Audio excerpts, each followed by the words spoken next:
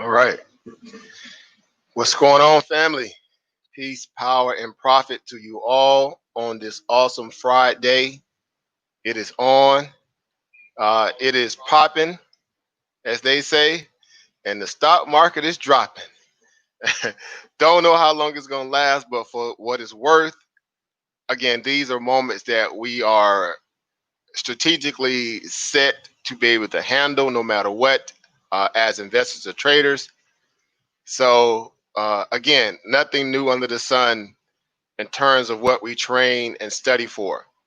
So again, I want to wish you all again a warm welcome to the live stream. Thank you for stopping by, hanging out with your brothers today, African Emporium, over here on the backup channel. Again, we still got a civil war going on with YouTube over there on the other one.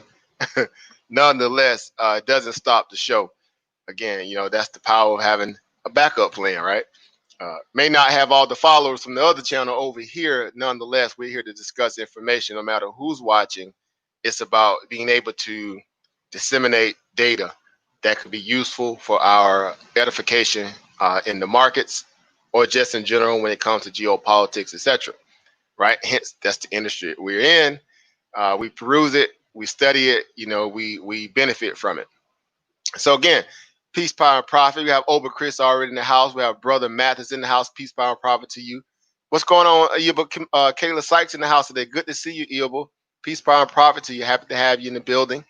Again, anybody else that's probably listening, in the back chat, hanging around, whatever the case. I know you guys are busy. Again, it is Friday. I don't know if a lot of people still got jobs or not, still got using it. Using the quote from Smoke. Oh no, that was not Smoking. Uh, uh, uh, what was the buddy name on Friday? You ain't got no job. It's Friday. You might as well get high. That's pretty much what it's like right now, for the most part. In essence, dealing with this coronavirus. Here we are again. Cases are spiking back up again, like a dirty stock, so to speak, right? And we have government that's backpedaling a little bit, right? That's it, Smokey. Yeah, that's what I was about to say. Ezel. I think about Ezel. Yeah, so again, coronavirus spiking back up again.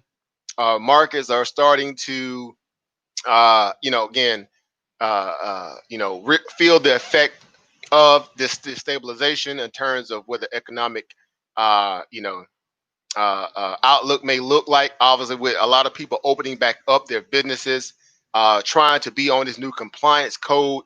Obviously, New York has one of the strictest compliance codes right now dealing with coronavirus, as they should, for the fact that it's such a densely populated environment where, again, bars and things of that nature and, normal communal people just, you know, pretty much right up on people in proximity. So, we have a lot of new situations where people are complaining that they can't really open their business up the way that they really want to. And again, it's a conscious call, right? Who would want to be wide open and knowing this virus is still, out and about, and it's starting to rear its head at bigger numbers again. And it could be because, again, we are testing more. Who knows? But we're going to discuss it nonetheless. So again, we want to welcome everybody again that's coming in. Again, I know we may have a few people trickle in and out. People are probably busy chasing this market right now because it is all over the place in terms of the S&P 500. And again, the fact that all this hoopla around the stimulus checks and so forth and things of that nature, the aspect of the unemployment check is obviously getting ready to come to an end. It's about to emancipate the value of that $600 extra boost to your unemployment benefit value. And with that being said, too, a lot of ands, right? There's no real clear picture about when they're going to potentially, again, keyword potentially, do any other rounds of stimulus packages to give out, pretty much money to the public, right? They've been holding it like a wild card, right? It's obvious at this point they're holding those extra rounds of stimulus checks as leverage to get people to bow down to somewhat the will of the government. Now, again, they've made it political. It's no secret at this point. If you are a person who are the Republican or Democratic Party, and you wear your feelings about your particular part on your sleeves, you may want to exit the building right now, because one thing about me, I'm holding no punches, and I don't scratch unless I'm itching. I don't dance unless I hear a jig. And so, just the reality of things is that I live in the real world. I don't live in this comic book world where people put, religion and politics over reality.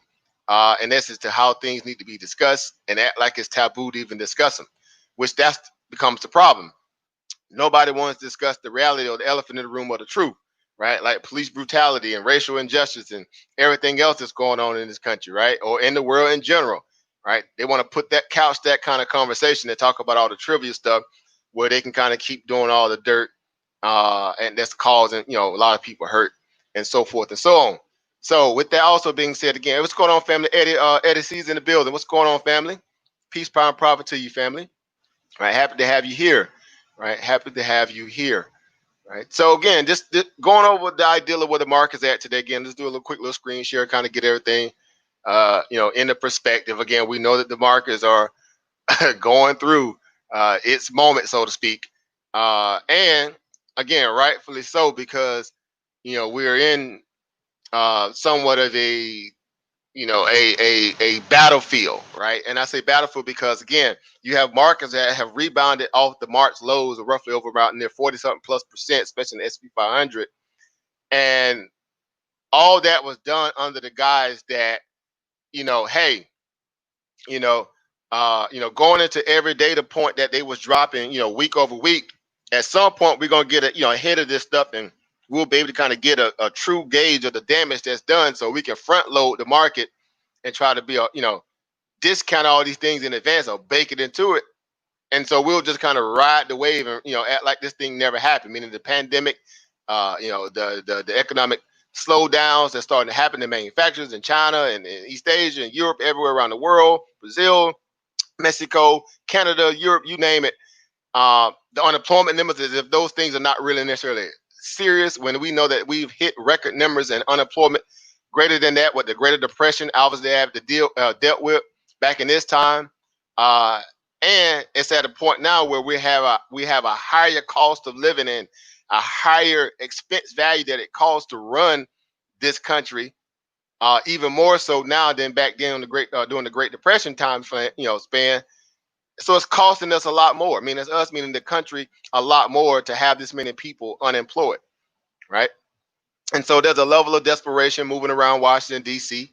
There's a level of desperation moving around, obviously, the central banking system, obviously, that's, obviously stretched out around the world and doing what they normally do in these moments like this. This is when they make their money, because they prey on chaos, right? They prey on problems when people have to obviously go to, the debt market to get more debt, right? And that's when the Federal Reserves and the central bankers make a lot of their money off the interest, right? This is the old age historical Ponzi, so to speak, that's been going on for quite a while, and people again afraid to talk about it because again they are number one, they don't see value if they can even have a dog in the fight, or number two, they just don't understand it, the monetary system, that is.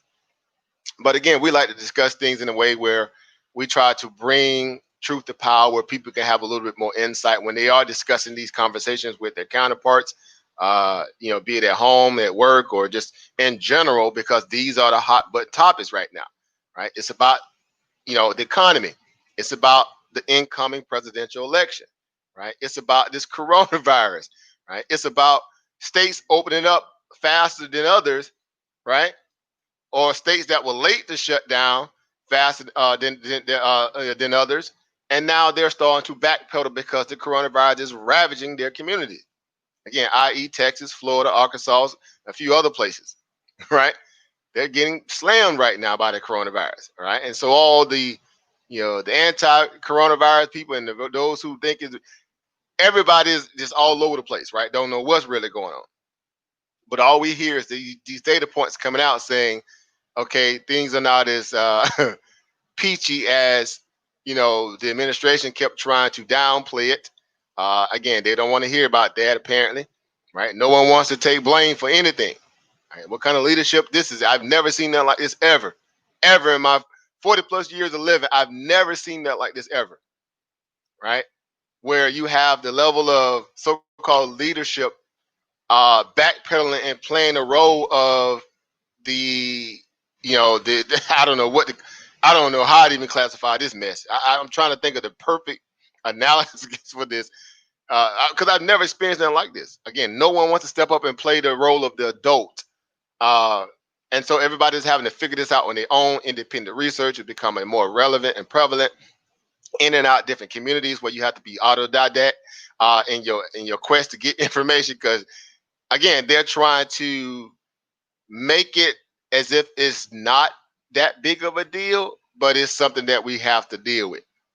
So in essence, people not necessarily knowing how to plan, uh, you know, their livelihood based around this. Again, people unemployed, people are dealing with, health questions and things they want to get, some clarity on. If they get the virus, what do they do? Are they going to be covered under these certain state laws? And actually, there's a federal law enacted under the CDC that requires the government to test any and everybody that has a need to want to get tested during the pandemic. We looked that up a while back on my channel, and we also discussed it on the Dagger Squad channel. And a lot of people don't even know about that HR. I think it's a resolution, I believe, if I'm not mistaken, where the government has to pay for your testing, right? And so all that talk about having pop-up testing sites all around the country at a point back in the, end of February, beginning of March, all that stuff was just a whole lot of hot button talking points, whole lot of nothing, because we've yet to see pop-up, testing stations at the level that they said it was going to be anywhere around the country. And here it is, dang near July. It's literally July, and people are still trying to figure out how can they get tested and this, that, third. And hence the idea that there are more cases now being, obviously found out about because of people getting finally getting tested. So all that time in between, the 2 months of quarantine, people were still having the virus and sitting in the house and letting that thing just stew and turn over and all kind of stuff. Obviously being asymptomatic, whatever the case. And here we are again now trying to figure out, what's going to be the deal with this going forward, right? Literally months away from an election, you have a particular scenario where the school districts are particularly slated to open back up around, August, August and September for a lot of places, a lot of states, and you got another, incoming wave of this coronavirus. Not even necessarily finishing out the first wave. This is still part of the first wave. This is still a part of the first wave. Do not let these people tell you we're in the second wave. We were still catching cases, literally, all throughout the quarantine scenario, quote unquote, stay at home, shelter in place scenario. And now we're, just now starting to get the second wave. Like, no, stop. Stop. Enough with the politics already, right? Enough with acting like people just was, born last night, not at night, but last night, right? So we've become a little bit more, independent scientists and researchers on our own right, which naturally, so this is nothing that we, can't quantify anyway. It's basically, data points, right? It's compare and contrast. It's bar graphs and charts, the things we deal with every day, even as traders and investors, right? Fundamental analysis, right? What's the cause? What's the effect, right? What's the collateral damage and all these things of that nature in between. Obviously, thinking about the economy, the stock market, this, that, and the third, people's public health, businesses, how they are affected, et cetera, right? Again, wave of bankruptcy starting to happen around the country right now because of the fact of the economic slowdown, people being unemployed. There's no money going into the system to feed this debt machine, because that's basically what we live in, a debt machine. It's a very greedy, appetite value laden debt machine. The Federal Reserve have, orchestrated the biggest wealth heist ever in the modern history under this guise of, they're there to backstop businesses and things of that nature and people's economy, in essence, when they can't do it themselves. So because of that, they run up large amounts of debts on your dime, your dollar, your back, and then charge exorbitant amounts of interest on that debt. And when you default, they make money on the defaulted debt anyway, too. They eating off you during good times, and they eating off you during bad times. And there's no time in between when they're willing to do something for you to really give you a chance to really benefit from having so-called quote unquote your tax dollars being funneled into their institutions uh, to help you out literally, tangibly when you need it most, i.e. Congress being exposed, i.e. the Federal Reserve being exposed, the central banking system office as a whole. All this stuff is being exposed right now. All of it, right? And so now's the time to really, double down on on your education about these things, to double down on, the validity of how you need to operate and shake and move going forward in life in general.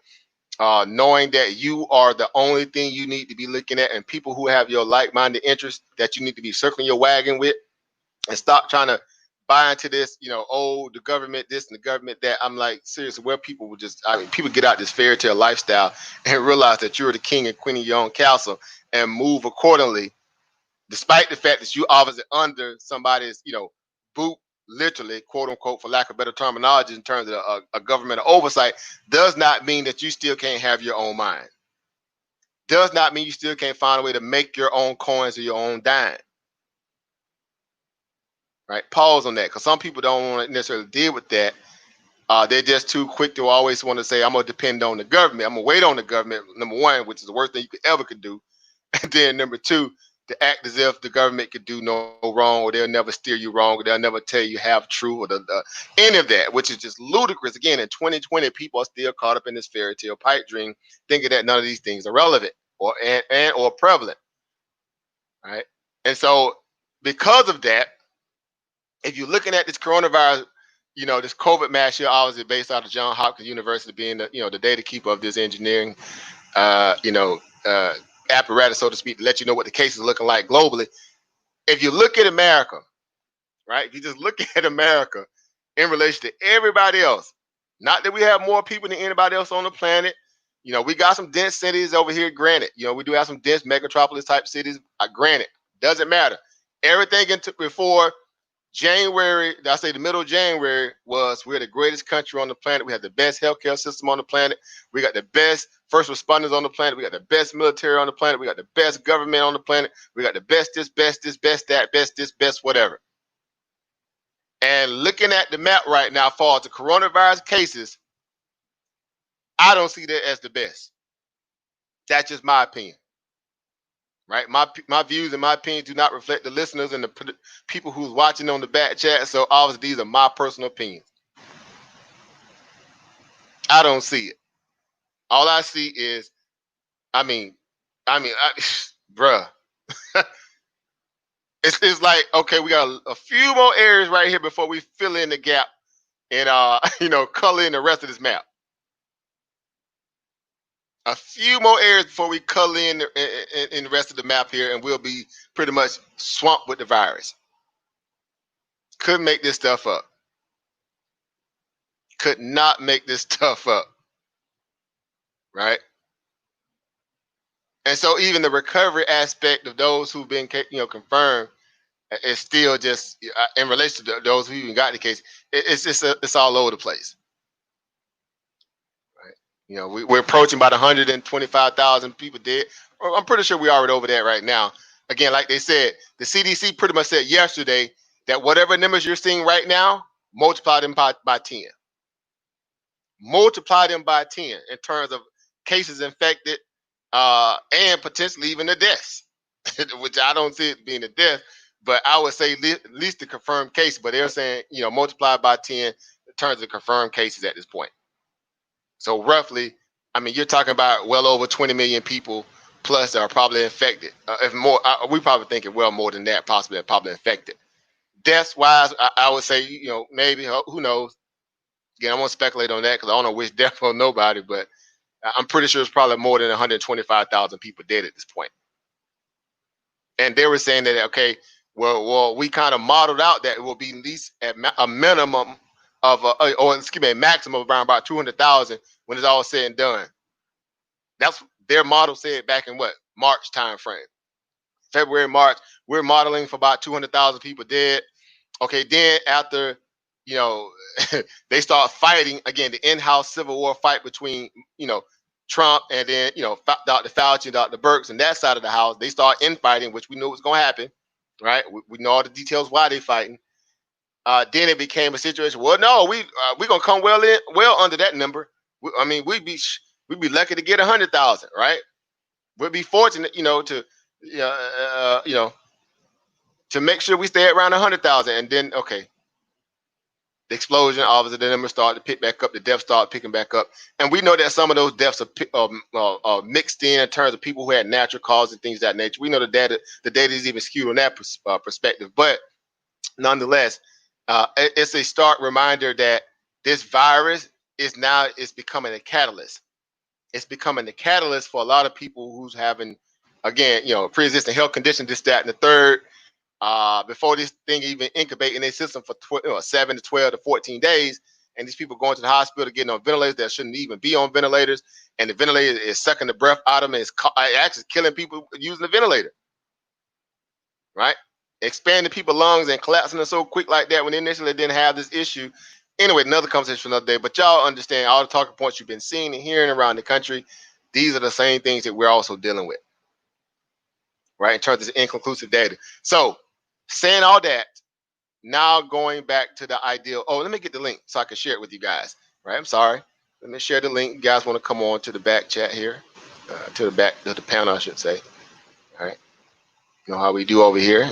We workshop, conversate over here. We don't dictate, conversate over here. Right? We are a family, and we move in unison. Right? We value all aspects, opinions, personal, professions, data, whatever you got to bring to the table. The link is here. Right? The link is here for us to get at it. Right? And talk about it and discuss it like adults should. Right? Spend our time doing something constructive and wise that has a benefit to your overall well-being, right? And I would think something of this magnitude, being still in the thick of a pandemic, is very much a topic that needs to be discussed, right, at all points, uh, because it's very relevant, right? Again, our livelihoods are being, uh, somewhat disturbed, for lack of better words, again, due to this coronavirus, right? Due to this coronavirus. Right. So again, we're finding out that, in these times right now, it's very important that we stay, on topic, on code, right? Because there's other things we're dealing with, and we're going to get into that, right? Right. This whole issue with, civil unrest, as they call it, right? They call it civil unrest. Uh, Even more derogatory terminologies too for those people who feel like you have no need to be standing up for yourselves. Again, we know what that's all about. And hence, that's why they still going to continue to have problems, because they refuse to have the conversation and also provide the remedies to fix this age-old problem of systemic racism, right?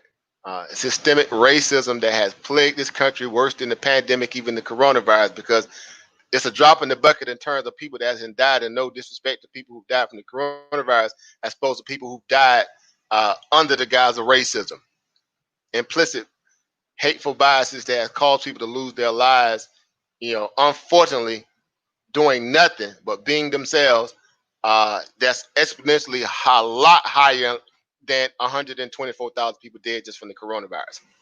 You're talking about millions and millions and millions and hundreds of millions of people, going way back. Obviously, we well over into the billions of people who perished under the guise, again, what we know it to be, racism. And we need definitely to understand exactly what that means in terms of the historical context. So as you can see in my description box, I always like to try to bring some information to the family worth discussing. Not just having a dry description box. These are the talking points, because these are things that again affect our daily life. We deal with current events. All right. Hey, what's going on? Over Teague in the house. I'm just starting to see over Teague in the house. Overseas in the house. Good to see you, family. Peace, power, profit to you, overseas. Right. We have over Marquise in the house. Good to see you, family. Peace, power, profit to you. Right. We have the illustrious Eva Monica Lamb Distant came through in the building. Peace, power, profit to you, sis. Happy to have you guys in the building. The link is in the back chat. If you guys do want to come on the panel and discuss today's topic point. Again, I'm not going to drag it all out till it's just the end of the day, forever. But I want to be able to hit these topics, get at it, and see what you guys are thinking about, or just in general, if you want to talk about it. If not, it's fine. Keep talking. But nonetheless, y'all know it's an open forum. You guys are welcome to come on the panel if you like. All right. So again, with that being said, the markets right now are starting to feel a little bit of that uncertainty, right? And a lot of people may ask, okay, well, the market obviously it's overbought at the March lows anyway, so it's time for the market to kind of pull back some. Okay, granted, that could be true too. But there's some other underlying factors that's also causing the market to pull back, right? And there's several of them that I would like to discuss with you guys today. For some of you guys who are invested in the markets, who's been, following these things and trying to make sense of it, how the market is just nutty the way it is. Obviously, the market being up and everybody's on unemployment and the world is crashing all around, and yet the stock market is just up like it ain't, like it's a new day. All right, song. It's a beautiful morning. It's a beautiful morning for Wall Street, seemingly, while Main Street, has nothing but dark clouds and and thunderstorms and rain and everything surrounding their lives. Right? Couldn't make this stuff up. And you ask yourself, well, who's bankrolling Wall Street right now? Right? Who's bankrolling these people to still make all this particular clout? And here it is. A lot of us are still trying to figure out, where we going. Our next meal may come from, or this, that, and the third. Right? Right? It's just crazy, right? And so it's one of those things where we're just trying to stay abreast of the current events that's relatable to our value of investing and trading. We're trying to make sure that we are, hey, what's going on, family name X? What's going on, family? Peace, power, and profit to you. Happy to have you in the building. What's going on, family Rashu? Happy to have you in the house. Again, the link is in the description and the back chat. If you want to come on to the panel, discuss our topics today in general to the markets, in parallel to what we're dealing with the coronavirus, you're welcome to come on.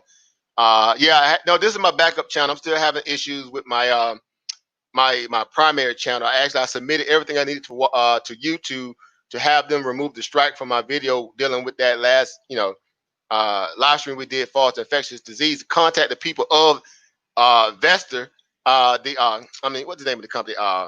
Market Vest. I forgot the name of the people. Anyway, I contacted the guy that runs it over there. He agreed. It's no big deal. It was a mistake. Whatever I need to do, I'll make sure I get it off your channel. We can do it. And YouTube still playing hardball. YouTube still refused to remove the strike, even though I got with the owner of the content that we was posting that day for that live stream. And the guy said, no, let's get this off your channel. You was doing like anybody would do to try to share this news. And YouTube still is refusing or spinning their wheels about removing that strike. Couldn't make this stuff up. Got the emails to prove it. Got all the receipts to prove it. The company giving me, the go ahead to tell YouTube to remove the strike and everything, and YouTube still playing the role of, y'all get it. But nonetheless, we're gonna keep going forward, right? We still gonna keep going forward because we know that's how they roll. We know that's how they get down. We understand the landscape. We're trying to navigate every day on these social media platforms. That's why Facebook is on the fire, right? And obviously YouTube. Those two right there seemingly seems to don't understand what times we are living in right now. Twitter of all people, obviously of all people, are starting to get it. They are starting to understand. And I give Jack Dorsey, the CEO of Twitter, a lot of credit and kudos because he's challenging the status quo. Typically, you have a corporate company of that magnitude have made it to that level. They always try to acquiesce to the what? To the status quo of the system. Jack Dorsey said, "No, I'm not doing it." Matter of fact, even so much, he packed his bags and rode and went to Africa, left his company to be ran by some of his junior CEOs, and got up out of there while Wall Street was criticizing him. He said, "I'm out of here. I'm going to look for other opportunities and adventures to grow other particular people to get them up to speed because nobody's really going to these other places and trying to help them out." And so Wall Street literally flogged that man, criticized him, and again, they didn't want to see the bigger picture. Right? They didn't want to see the bigger picture because they know everybody's robbing, raping, and stealing it from Africa left and right anyway, right? They don't want to pay for the stuff they're getting out of Africa, but everybody wants to, again, talk trash about Africa, right? So he did that. I give him much credit for that and much kudos for doing that. Taking his team with him of some black people he took with him too and went over to Africa to kind of figure out ways to help, modernize their reality. And on top of that, again, sidebar conversation. They've been deleting a lot of Trump tweets, and he's furious about it because he's violating what? The company compliance. The same thing they get us for on minuscule thing, they starting to hit Trump now finally. And Facebook was slow to do it. Facebook was still scared to do it because they were worried about the political ramifications. And then later on, Mark Zuckerberg and his so-called wife want to come out later after the fact, after they showed that they were cowards and yellowback and chickens, and put out a off the beaten path press release saying that, yeah, we're furious about the incendiary commentation. Thing what I say, the information basically that Trump was putting out, the conversation he was putting out, that was seen to be kind of very, I guess, anti. I don't know what it was. It was ratchet. It was something ratchet. I forgot what it was. It's slipping my mind right now. But the content. But nonetheless, it wasn't. It didn't meet the level of the compliance to be as a quote or a whatever it was, right? A post, so to speak. And so typically they would have removed it like they do a lot of our stuff and say, hey, you can't say that. Whatever the case, you want to pill it, you pill it. They left that trash up there. Right, they left the trash up there. I forgot, it was something incendiary. I forgot what it was, but although I know, that they look out for one another, it was just more of the same, business as usual, letting them get out there and spew what he want to say. They got him, thinking that he's the emperor of the planet, and people just, bowing down and currying to him, and he's firing everybody around him. Again, that's another talking point that we can talk about. Again, it's just no holds barred, right? In or around the Trump presidency at this moment, because of the fact that he has this mentality as if, this is an iron fist rulership, right? This some old, Hitler, Adolf Hitler kind of, rulership right now. Couldn't make this stuff up, right?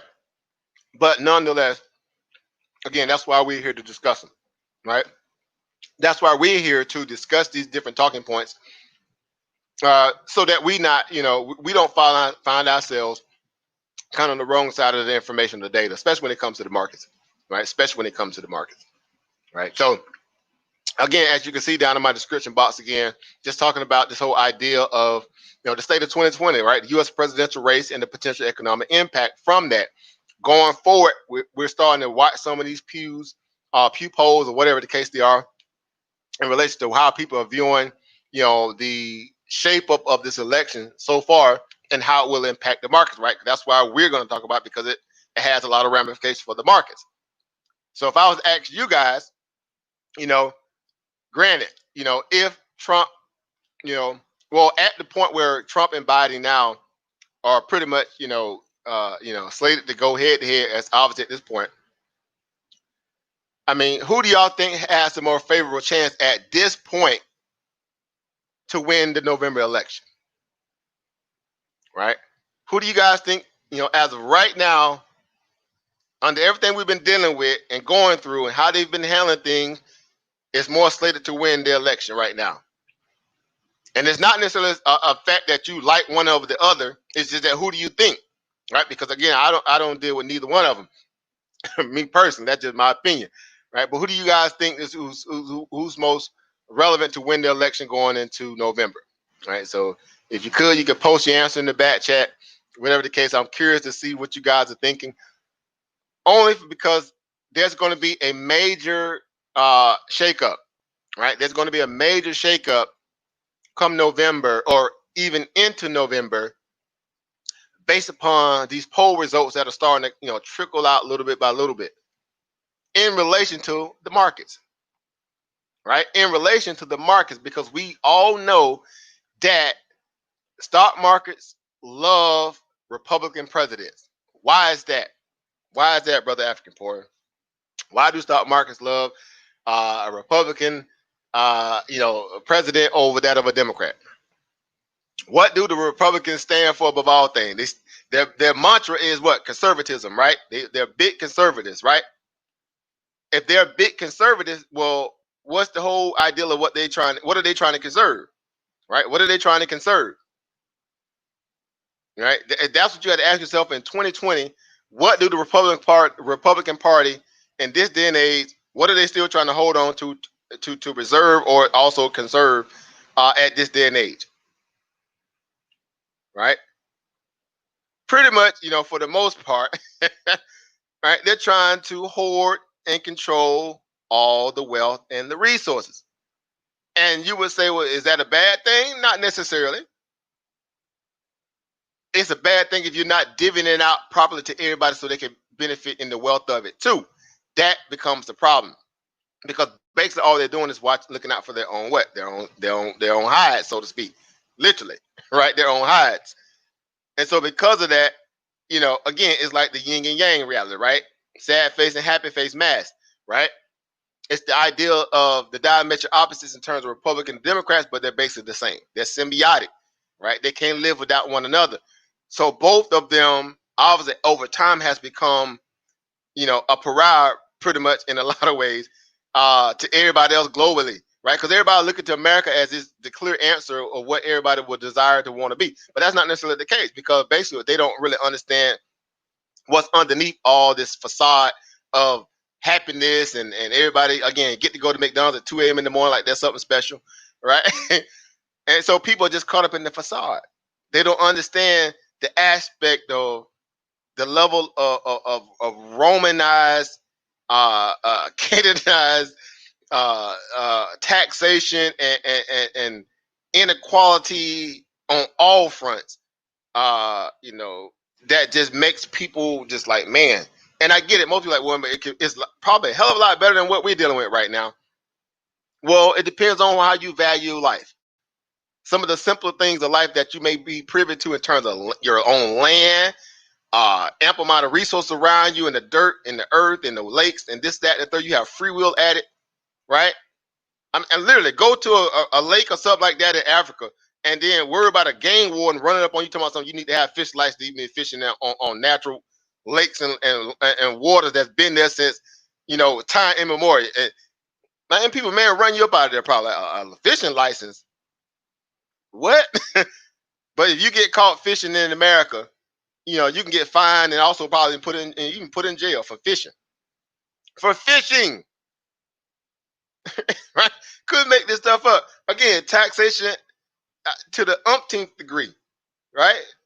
But again, we're saying that we're comfortable, we're better than a lot of other people, we're free, this, that, and the third, in relation to how we are valuing and looking at the world through the lens of I don't know, a false reality. And we have to stop and ask ourselves, okay, are we really, at the level of what can I say? What's the word I want to use?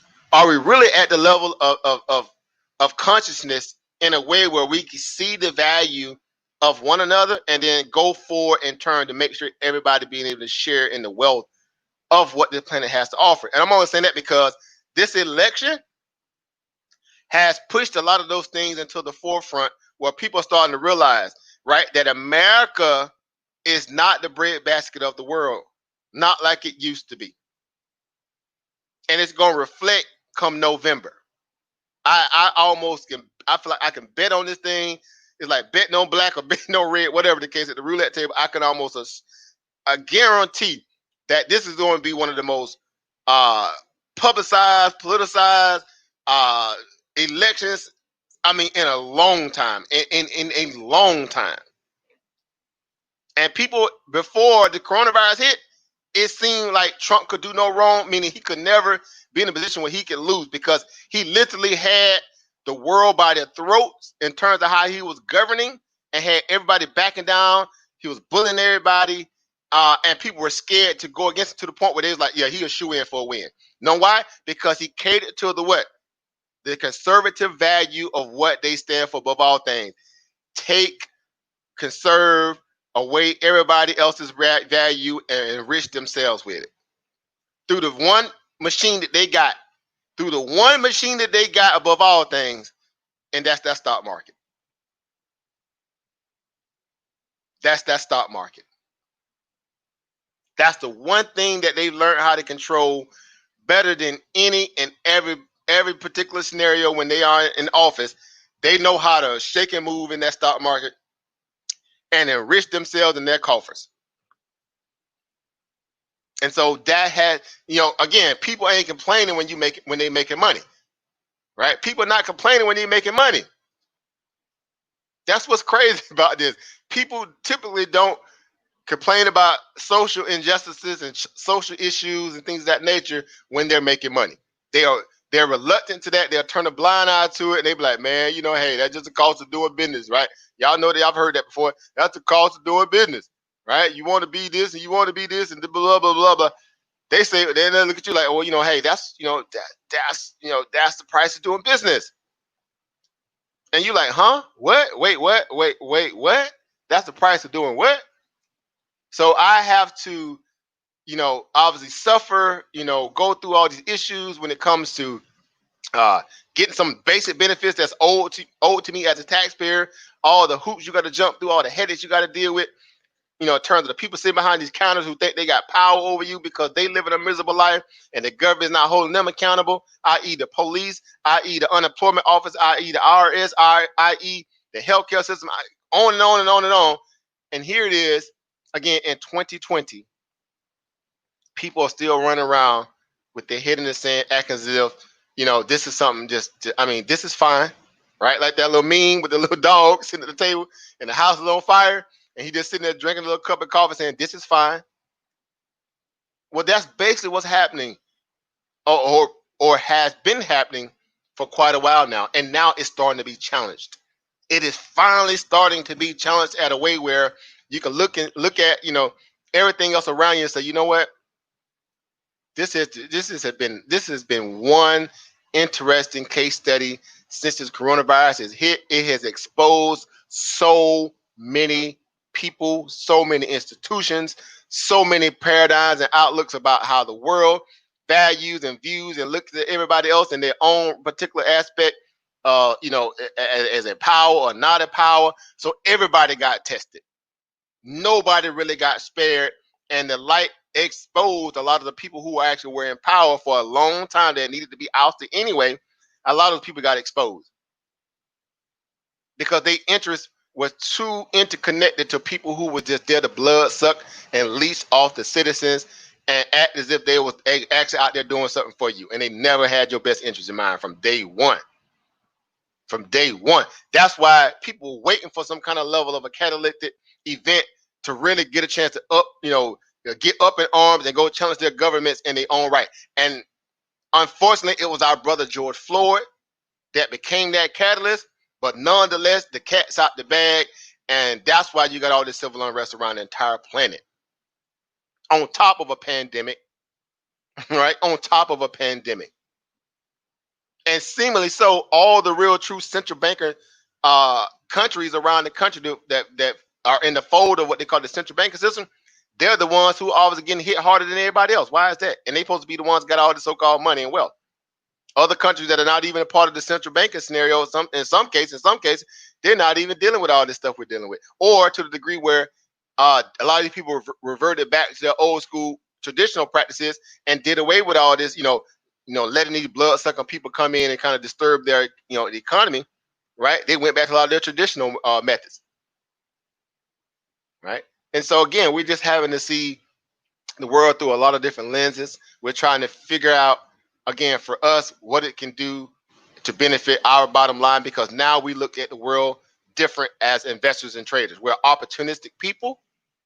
We're here to capitalize on a debt that's owed, and there's not going to be nothing that will, again, deter us from getting better and well more equipped to be able to do exactly just that we sit and watch people do every single day in governments, how they bankrupt other people's nations, how they disturb everybody else's cost of, way of life and comfortability, and then turn around and put the bill on the people that they just messed up their entire life.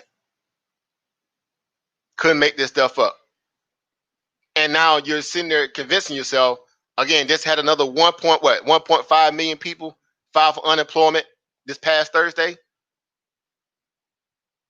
right? Another 1.5 million people, right back into another level of the coronavirus scenario, spiking back up. And so people are going right back into certain, closing down certain aspects of their economy in their particular states, i.e. Texas and Florida was the latest two victims of all people, was the last two to really shut down their states during the coronavirus quarantine scenario. Now they're the first ones to run the shut it back down. Right? Couldn't make this stuff up. Right? Could not make this stuff up. They're shutting down bars and and whatever restaurants they have open back up, they're gonna let them stay open, but they're on the very, very strict, rules and compliance scenario like they're doing in New York. Everybody else, if you ain't opened up yet, too soon, too sorry, too late, and sorry for you. Because guess what? It costs them a lot more to deal with the virus, the devastation from the virus, than, in their mind, they thought they could just open things back up and everybody be, socially responsible. Again, you're talking about America here, guys. Again, I'm preaching to the choir. Granted, we're Americans by nationality in this country on paper, right? Uh, but y'all know as well as I know, uh, this is the most spoiled, decadent, entitled-minded country ever in existence. I think worse than Rome. Rome lived a decadent life. Go back and look at the historical value when it was taxing people, but only the aristocrats and the wealthy people really benefited. At least, at this day and age, a lot of us have opportunity where we can, lift ourselves up and do some great things under our own, analysis and intellect and skills and genius through businesses and market values and things of that nature. So, but even more so, because of, again, it's such a decadent culture and it pulls so much from everybody else, it leeches off everybody else to be able to afford you guys and me with some of these so-called quote unquote luxuries that we're having. It hits harder when we go through a period where we're not in a position to have business as usual going forward in this country. When it unravels, the thread unravels in this little cashmere sweater called America, oh, it gets ugly, right? We're talking about massive gaps and holes that's now starting to be witnessed in the economy, right? And people's ability to be able to cope with it. Because again, they had all these delusions of grandeur, thinking it was this, thinking it was that. Hence, that's why the civil unrest is starting to pick up more and more. And we are now in the interim. I hate to say it, but we are in the interim of a preliminary civil war. Only because the black patrons in this country are sick and tired of being stepped on, rightfully so, and people are still doubling down on their ability or the racist innuendo to try to convince people that this is just the cost of doing business in America. If you want to be here, you got to let us do you and treat you any kind of way and stop complaining because we're doing it. The nerve of these people in 2020 trying to convince you and I that it is okay to be treated the way that we're being treated. Literally hunted down and everything else. So I say kudos to the people standing up and going after the tyranny in this country on both fronts, government and also the social side too. And people, again, want to back you down off your square and convince you that this is not healthy to raise these kind of issues during this time and moment in history. Okay, well, let's do a quick little for round robin. Let's do a quick little backup on that. Now, when is it ever a good time for a person to get killed unjustly? I don't care if it's during a hurricane or a typhoon or a tsunami or whatever, pandemic. When is it any a good time for anybody to lose their life unjustly for no apparent reason? Just because you got issues at home and can't cope and you bring that mess into the environment and you inflict pain on others. And so this is the mindset like these people have been getting away with for so long that they've been emboldened and comfortable to deal with having this level of impunity, right? Behind their back so they can just do whatever they want. Now that stuff is coming to a head to a degree, and the states do not want this smoke. These states do not want this smoke because you already have a very weak economy because of the coronavirus that has poked a hole in it, and now you have civil unrest on top of it. On top of it. Just imagine what that does again to the bottom line reality in terms of this country that is a decadent society that has to have its toilet paper a certain way, that has to have its oysters a certain way, that has to have its lobsters a certain way, and all this, that, and the third. That comfort that you obviously and I seemingly in our mind think that it's just kind of ubiquitous to just being so-called quote unquote American is now being challenged. Let that marinate for a moment. Those so-called yeah, inalienable rights and all that what? To do what? To treat people like what? To live like what? So this election, again, going back to the crux, this election right now, this crucible moment, this is a crucible moment. Mind you guys, this is a crucible moment in history. We will be talking to this about our children, our grandkids, whatever the case, well into the future. Because right now, there's going to be a lot of changes in a way where it's going to happen rapidly all at once, as opposed to this gradual, slow, methodical, benign, neglect red line will give you, an inch, but we're going to take a mile from your future, because of it. All that's starting to come to a head now, at least for the interim, because now we got people on their heels a little bit. We got people on their heels a little bit because we're disturbing, rightfully so, their level of entitlement, right? Their level of comfortability, and now they have to come to the table and deal with this.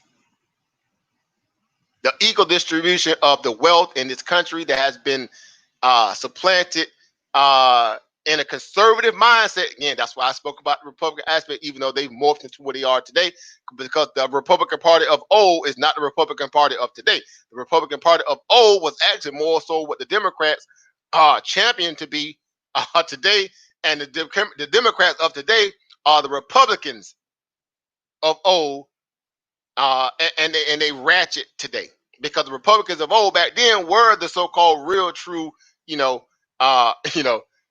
they were somewhat deliberated, but they still had a lot of races in and things of that nature. But what happened was they began to realize that, again, unless they wanted that smoke and dealing with the South, they had to kind of up the ante in terms of how they wanted to kind of really bring the so-called the social dynamic of the economy booming to everybody as a union, a global, a state, a nation, I should say, amalgamation, so that everybody can kind of benefit under one banner and keep this separatist aspect where you're having two countries in one.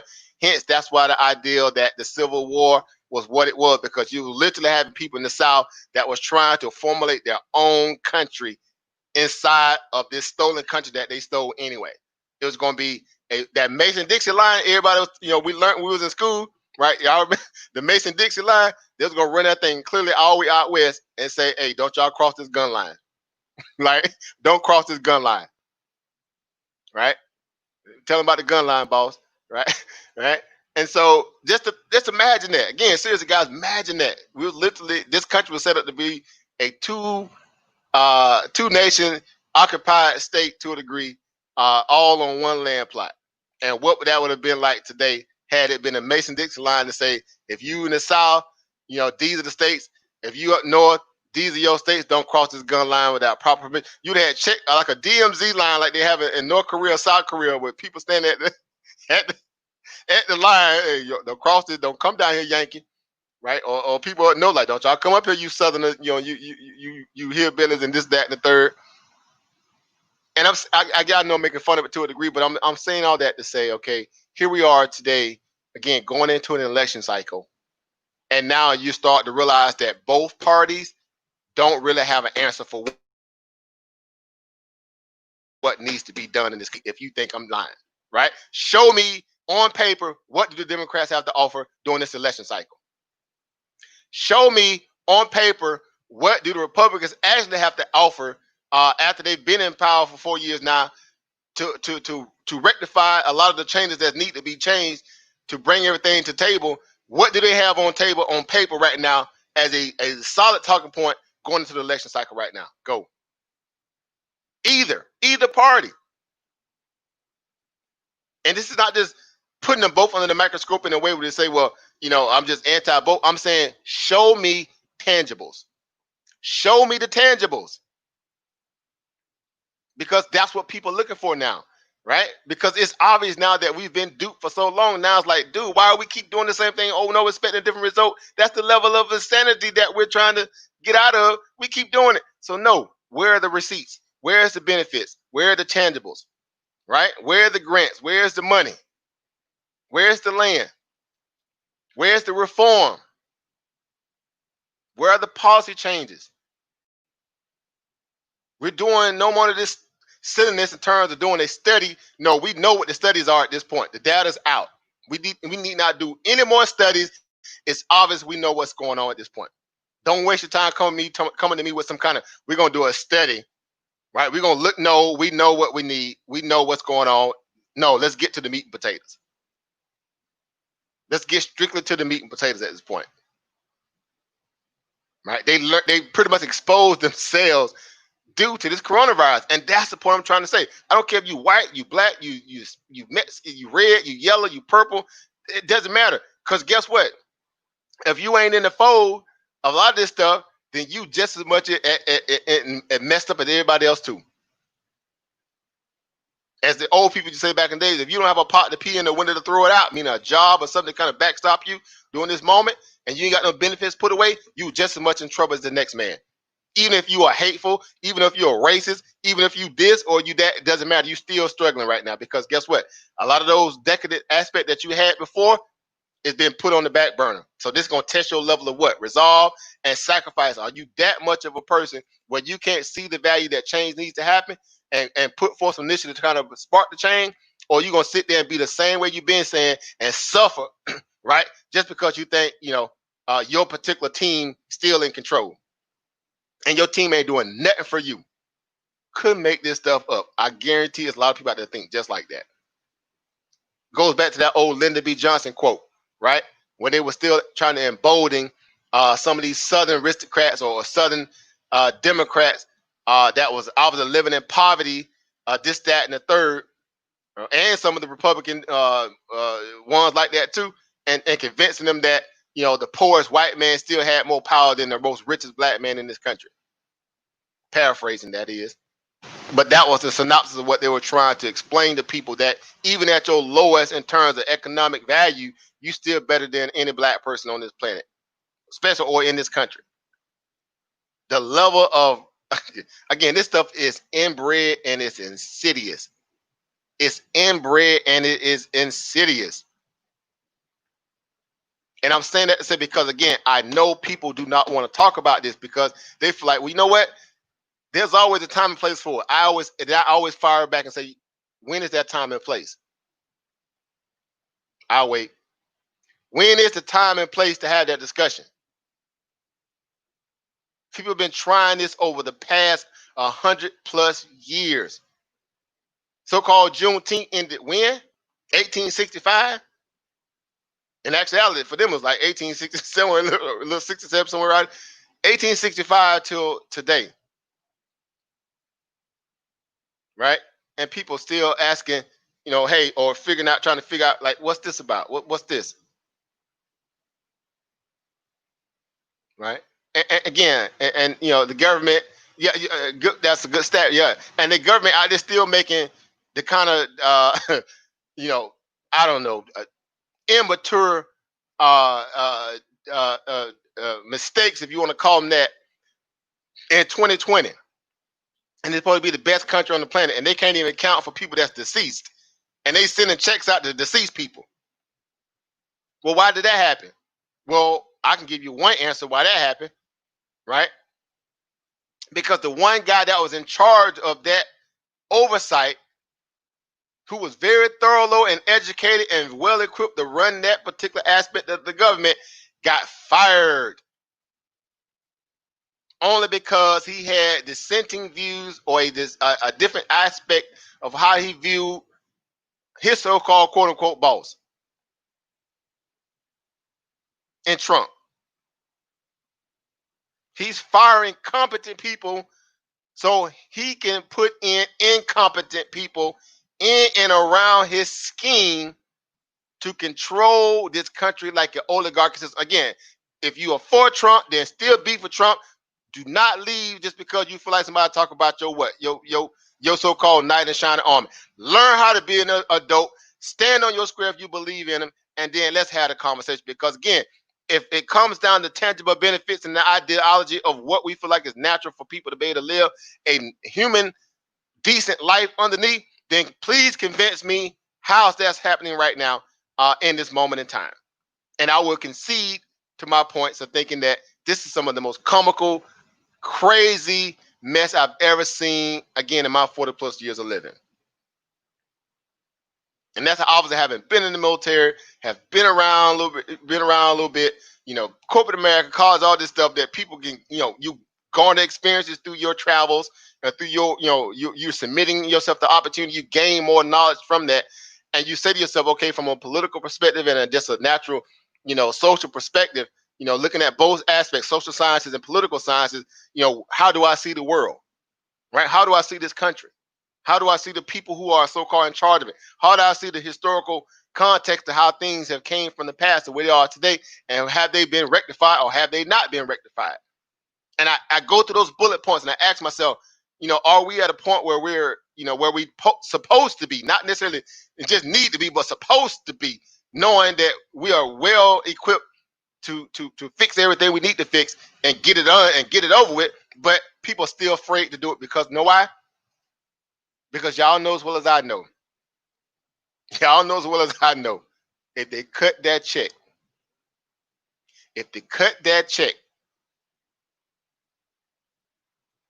that's when all the glamour, all the the shield of impunity, all that stuff goes away. And it's what? It's imano is an even playing field. It's an even playing field. Convince me how that's a problem. You have to be a person of a racist inept mentality to consider yourself, again, saying as if that's saying to think that way in a moment when you don't value, again, equal opportunity. You scream at 365, 24/7 because people got your best interest in mind that's backstopping that value of a mindset in controlling powers like a Republican, and also that even a Democrat in some cases too. And because of that, you're comfortable to be able to walk around and spew the stuff that you spew out your mouth. Given an equal playing field, would you be still doing that? Given an equal playing field, will you still be doing that? Or would you guard your words carefully? Would you watch your behind the natural way you would do under a real, true, aspect of how you should be acting? I guarantee things will change. I guarantee you things will change because now you have to what? Be very, very, very cautious about what you say and how you say it, and when you particularly, gonna say certain things in the moment when you should not necessarily probably say nothing to keep your mouth closed, as they say, and move on, right? You'll be very, very slow to get away with some of the things that you've been getting away for so long. Right, he fired the inspector general. 100% right, but Monica. That guy was well endowed and competent, in that position, and he got fired. Most of all of the generals and the admirals, right? A majority of them right now are at war with Trump. Couldn't make this stuff up. The one aspect of this government arm that typically always bows down, to that value of leadership in terms of the president, in terms of the military, they are themselves are at arms with the president. Never have I seen something like this ever again in my 40 plus years of living. Haven't been in the military because, again, y'all knows what I know. If you've been in the military, right, you have the chain of command, right? And at the very front picture is who? What's the very first picture when you walk into any kind of hallway in any battalion or division? When they show you the chain of command for all the military, right? And your particular, service branch, what's the first picture you see on the wall? For anybody that's been in the military that's listening in the back chat, what's the first picture you see? And I know my but Monica know, right? It's a picture of one particular person above all people that sits on the wall and turns a chain of command. And it means that if that's the top, head honcho in charge, then you don't question that person. They question you. It's the president.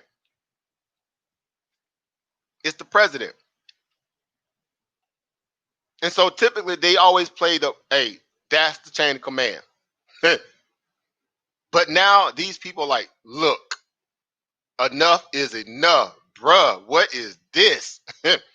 What is this? You're trying to weaponize the military to actually fight your own citizens. Literally, they was pushing for that. When I say they, y'all know exactly what I'm talking about. To fight the citizens of this country.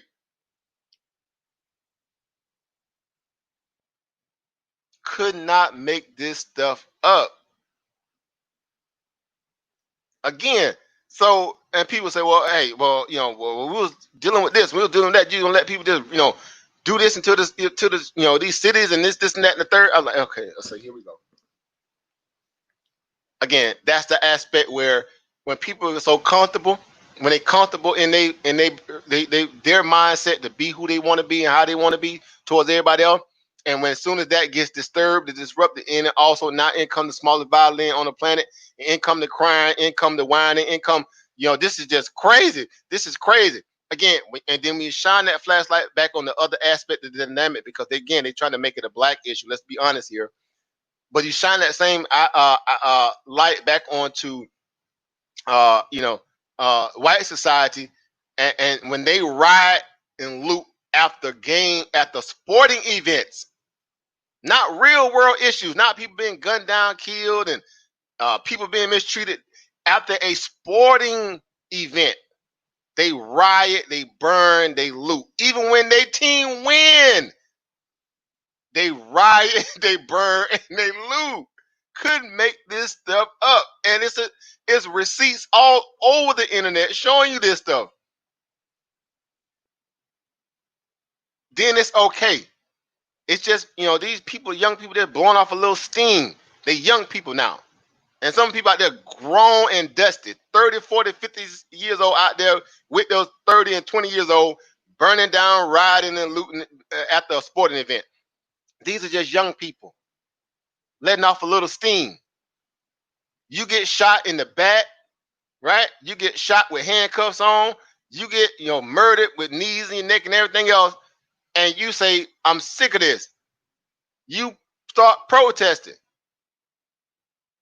right? You clash with the police because now they want to put a show of force and put the police out there, because that's going to invoke and agitate the situation. Now you have some clashing. Oh, instantly, now you thugs. Now you thugs. Negate the fact that you therefore a just cause. Now you thugs. So again, we saw that to say the state of 2020, the state of 2020 U.S. presidential race and potential economic impact going forward. We're months away. Protect yourself. When I say that, obviously, if you guys are invested in the markets, and I know we've been on a nice little joyride of late, and the markets seem to be, protected by the Federal Reserve, could do no wrong. But I tell you today, and I tell you right now, right? I tell you right now, right? We are trained for these moments. Markets go up, markets come down, right? There's no such thing as a market that continuously goes up and never comes down, right? And so in doing so, you just learn how to what? Navigate in that arena. Right? You learn how to navigate in that arena for the simple fact that, again, we understand this is an ebb and flow kind of reality. This is an ebb and flow kind of reality. And today, leading into my talking points, considering the aspect of the presidential race, Today, the markets are also getting an extra boost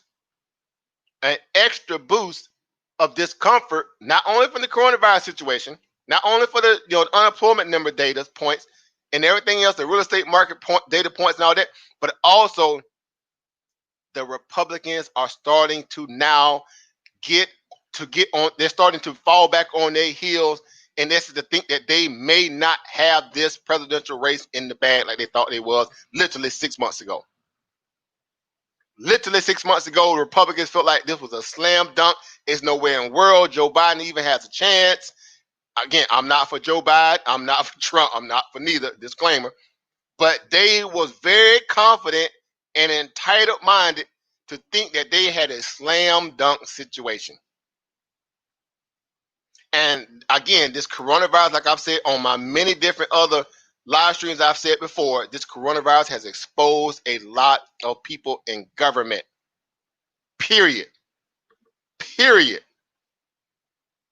And the leadership aspect of what people look for during times like this is larger than life. It's with a magnifying glass that's about 100x. And people are really starting to wake up and say, what in the hell was I thinking? Thinking that this guy was equipped to be able to handle this the way we know it needed to be handled.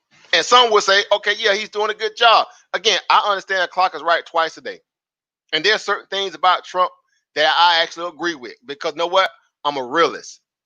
And there's a heck of a lot of other stuff that I don't. But those things that I have to agree with because they are based on a factual value, then I have to agree to it. Right? I'm not going to let my biases get in the way of me making logical, conscious decisions based upon what I know to be true, that I can fact check, data check, and back test it. However, when it comes to personal appeal and a value where people will feel like if they're being rubbed the wrong way, and what that does to people who don't use their logical value of thinking and use more emotions, these are going to be the people who are going to have a hard time feeling like they can go to the polls come November and vote for this guy again, even if they voted for him the first time. And even if they may not even decide to even vote for Joe Biden, they may just do, again, vote for themselves. Right? This is going to be the dynamic.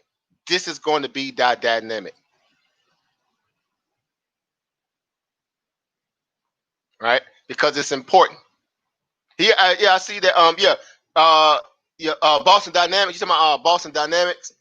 Or General Dynamics? Excuse me. You talking about General Dynamics? Over T? Because General Dynamics is the company that makes those robots. Security dogs. Right? They are publicly traded. I could be wrong. You said Boston Robotics.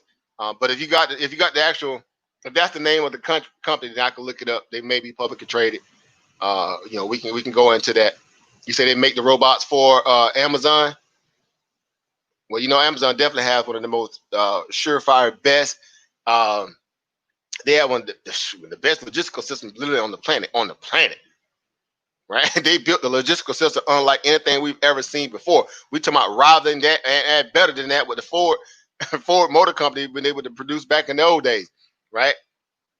Hence, that's why they, again, Amazon being, what people are scared of the most, because of the fact that they've amassed a lot of power through the ingenuitive and technological ways and using their money, rightfully so as a business should, to innovate in a way where, they separate themselves from everybody else.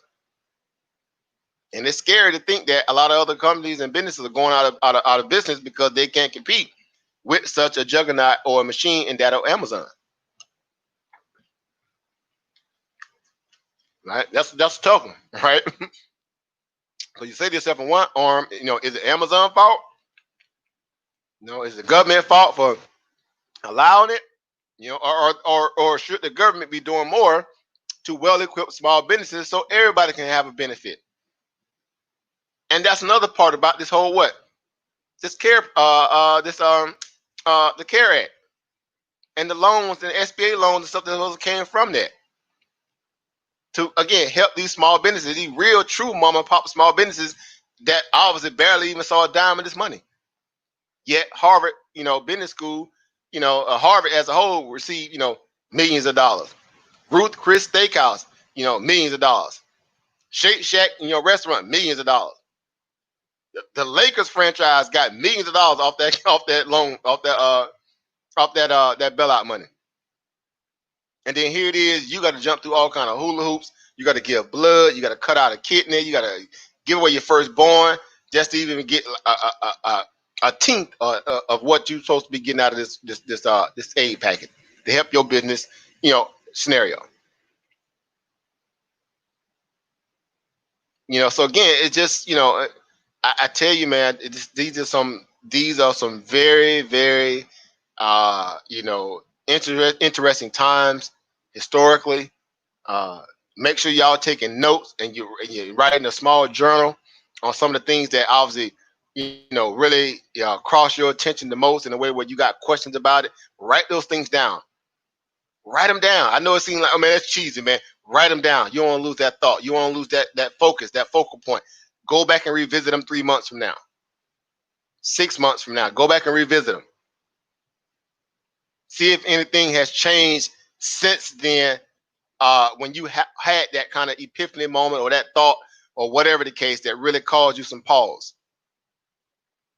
Because again, basically right now we are in what they call a trial by fire case study in this country. Literally. Literally trial by fire. And so it's going to cost a lot of people a lot. And it's going to make those who were sheltered and shielded have to come out of the cracks like roaches. And again, for the greater part of the discussion, in essence, to dealing with the idea that the markets are a discounting mechanism and it's trying to always price in so-called quote unquote potentially any kind of bad news, and then from there still go higher, right? Because all markets designed to do is obviously go higher, just by default designed to go higher no matter what. But when they do come down, like today, like we've been seeing all week when the markets have been very weak, have to hit some resistance around that 320 level. When it starts to come down, that's when you want to start asking yourself, okay, well, is the party over or what? What that song by R. Kelly, Fiesta, is the fiesta over? Right? Going back, we got up here near $323 on the S&P 500, literally about a week or so ago, or couple weeks ago, from a straight shot move from the March lows all the way back to roughly, excuse me, about near 20 points from the all-time high, as if none of this stuff ever happened. Again, no viruses, no civil unrest, no nothing. And these people ran that market all the way back up to those prices, to those levels. And I say they because y'all know who did it: the feds and the banks. And fund managers, obviously, that's who in cahoots, because again, they live on this ideology of American patriotism, is obviously you being able to bet with your particular funding house mechanism, because again, it will enrich you if you follow the printed money that's being stolen from the taxpayers. And that's how you double down on greed, and you say, forget those who out there who don't understand this, let them suffer because it's their fault. Again, it's their fault. That's what they use, those talking points. It's their fault. But until they realize what's going to happen, we're going to get this free money that they're going to have to pay for later on. And that's basically what they did. They put off one of the biggest heists in modern history. You talk about well over $7 trillion. Over $7 trillion have gone into the federal balance sheet literally in months that typically takes cycles and cycles and cycles to happen over a time period with that kind of level of cash. Debt obviously goes onto their books. And now imagine all the interest that you're going to eat off that $7 trillion. The feds gets to eat the interest off that. They print the money and then eat the interest off that. I don't care, even if the interest rates are dang near at zero at this point, still, it's about 24 basis points away from being at zero. That's still a lot of interest on $7 trillion.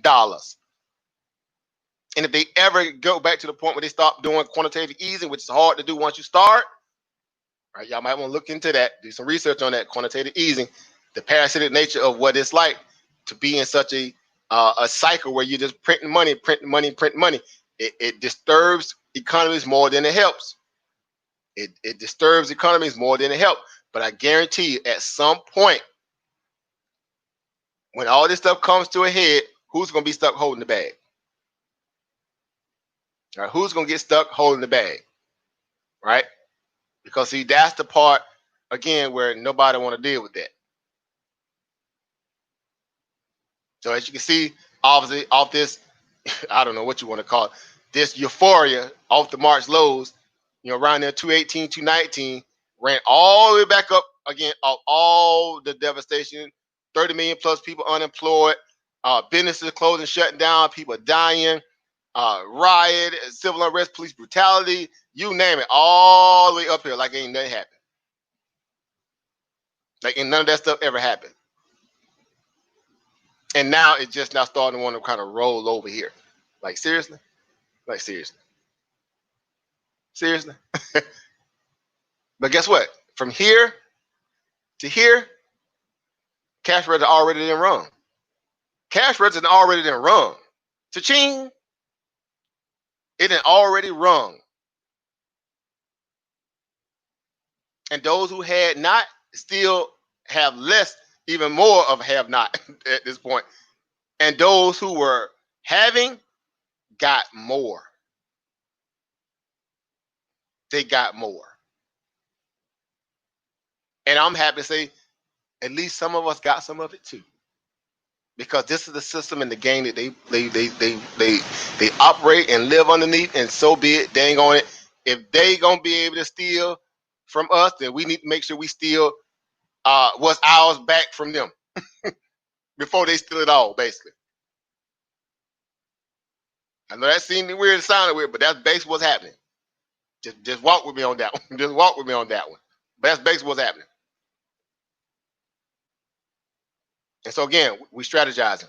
We're putting ourselves in place to be able to deal with this. So when again, as this goes forward, again, going into this election cycle, y'all know as well as I know, and I'm gonna say this in no uncertain terms: if Trump gets defeated, and we'll start knowing more about that going, around about middle October, around October time frame, when it'll be kind of be more lucid.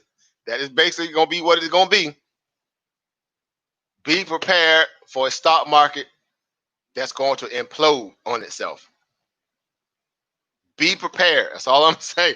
Be prepared. Do your own due diligence, but understand if he loses this stock market that he touts and brags about and all this, that, and the third, that they pretty much, hijack. They pretty much hijack. They call it what it is. The Fed and the Secretary of Treasury, Steve Mnuchin, Jerome Powell, Navarro, Cutler, all those guys, they didn't hijack the financial markets along with Trump leadership and direction.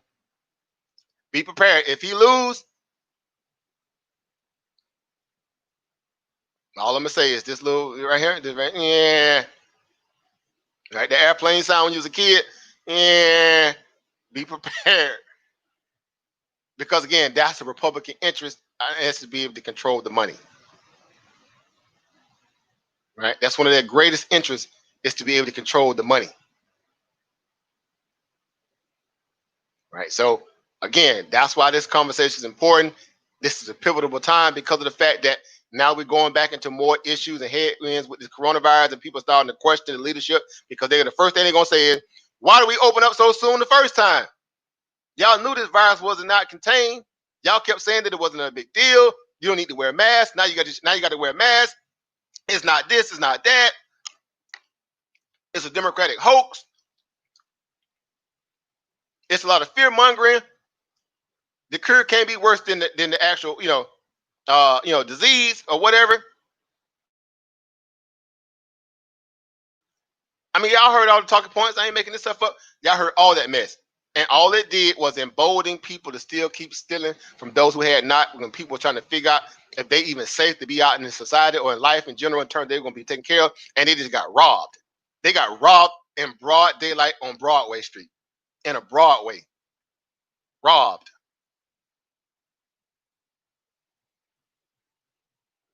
Couldn't make this stuff up.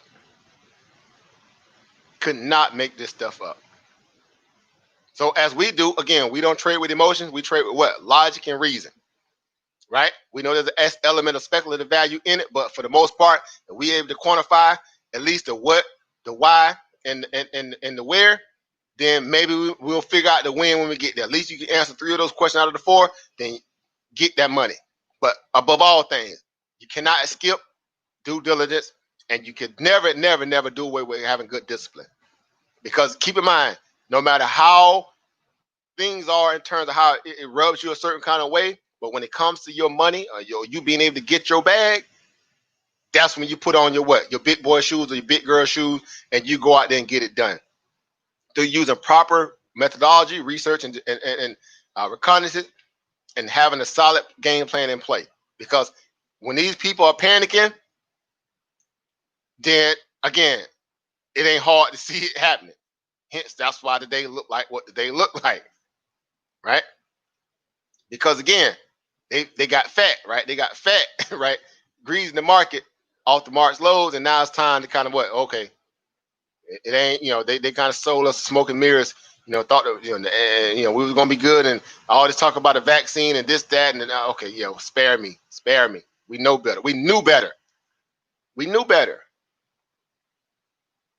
Right? We knew better.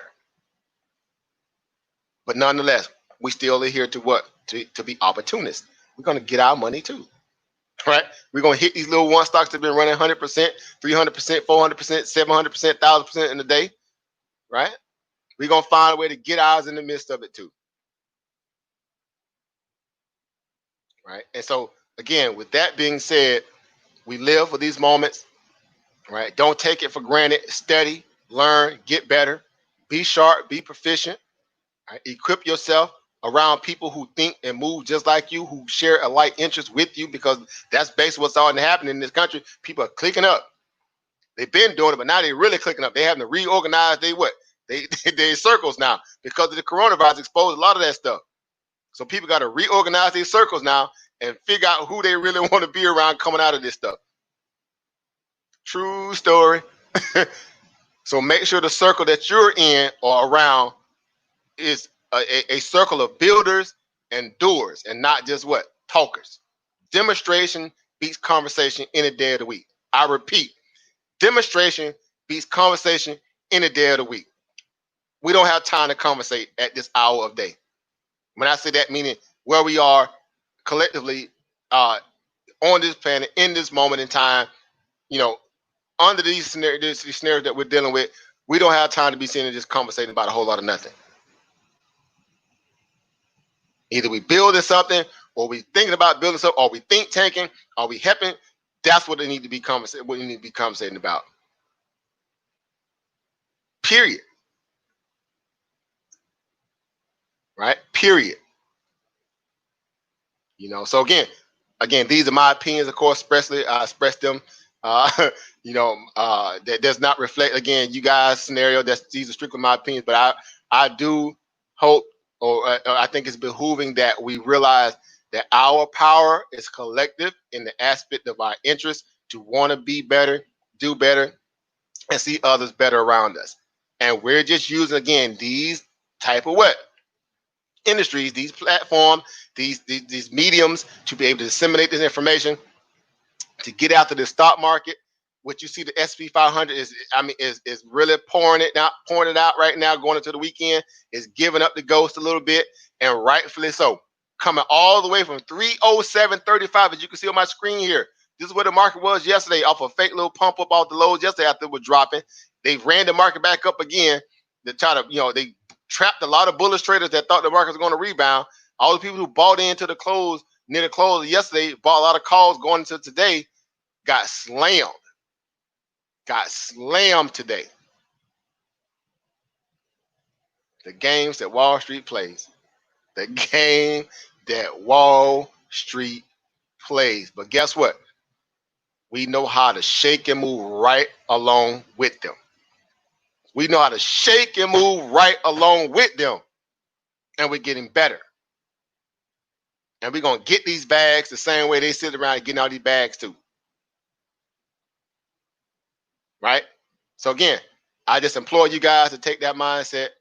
Again, I'm not telling you how to, but I just implore that you do, because I realize that given the right circumstances and situation, you guys, man, I tell you what, you talking about getting, man, look, family,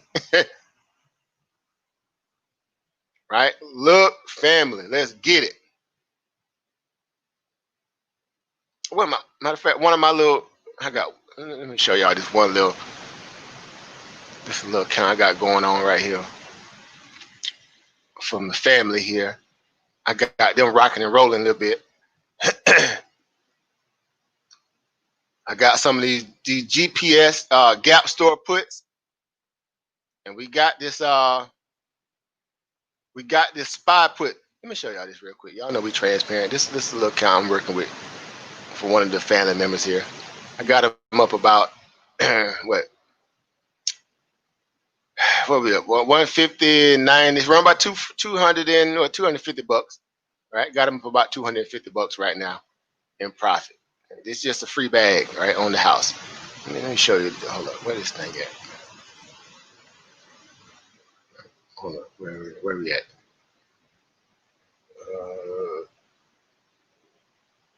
I see your screen. Right. So again, we always looking for opportunity, right? We're always looking for opportunity, right? See a little bag right here? Nothing crazy, right? Nothing crazy. But working for the family, making them a little something strange for a little piece of change, right? We're gonna eat the same way they eat, right? We eat their Gap store off the big run up today. They had news today that Kanye West is obviously gonna have a brand expansion into Gap stores now.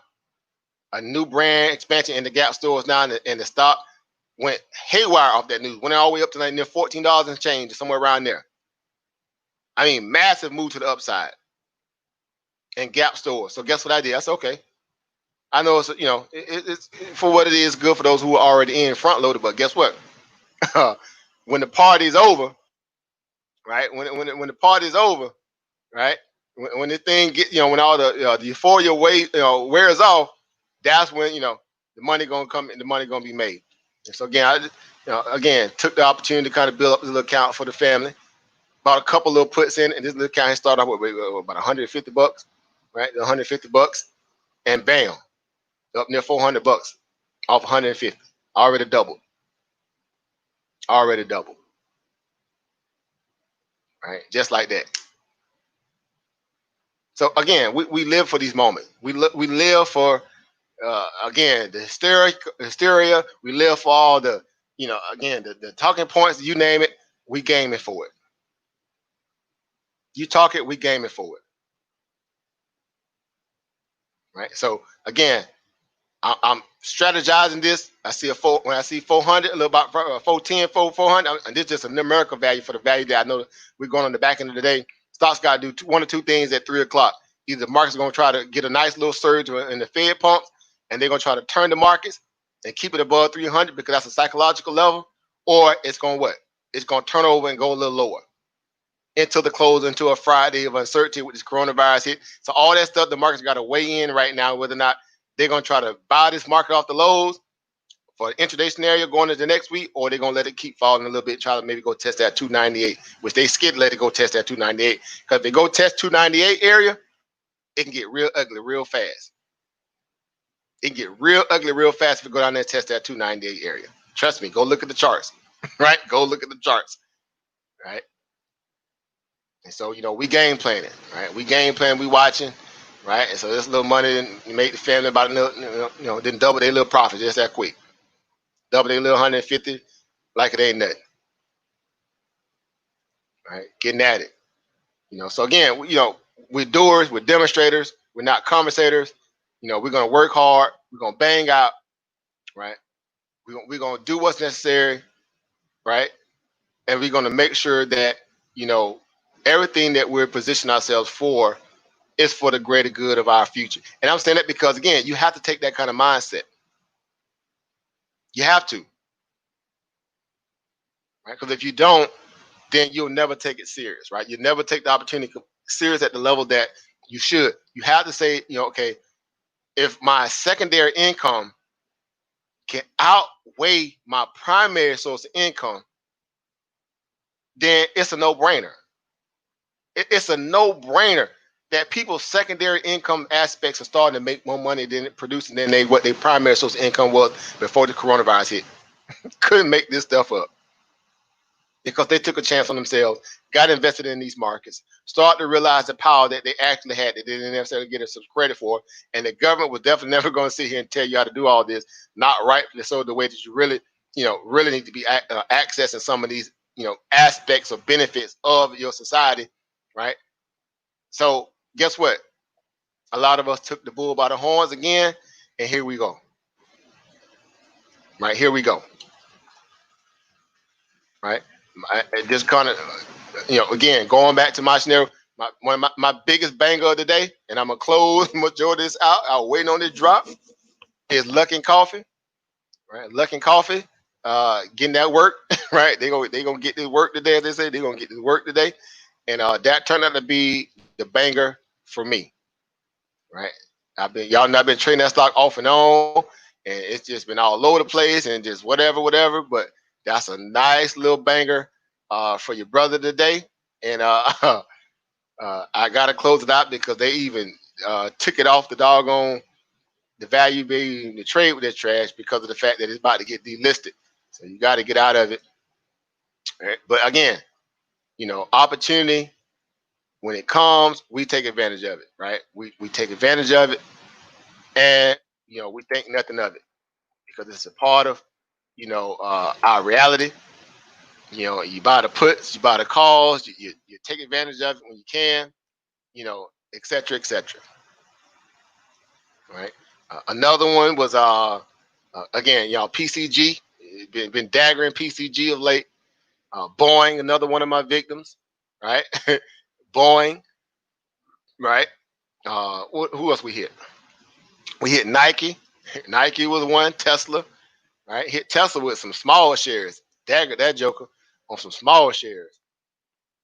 Right. That made a few extra bucks. So again, like I said, we live for these moments. Ain't nothing new under the sun that we ain't used to. But PCG definitely being another big breadwinner for the day, up on that stock, a few grand. Again, shaping out to be a great day. Again, like I said, shaping out to be a great day. Again, that's what we're coming for. We come here to share in the aspect which we're here to learn. Again, if you get with us, get with our group. We got a little Facebook group. If you're still new, you're just checking in with your brother. If you're new to the channel, again, subscribe. Like, share, subscribe. I guess I rarely say that. I rarely say it.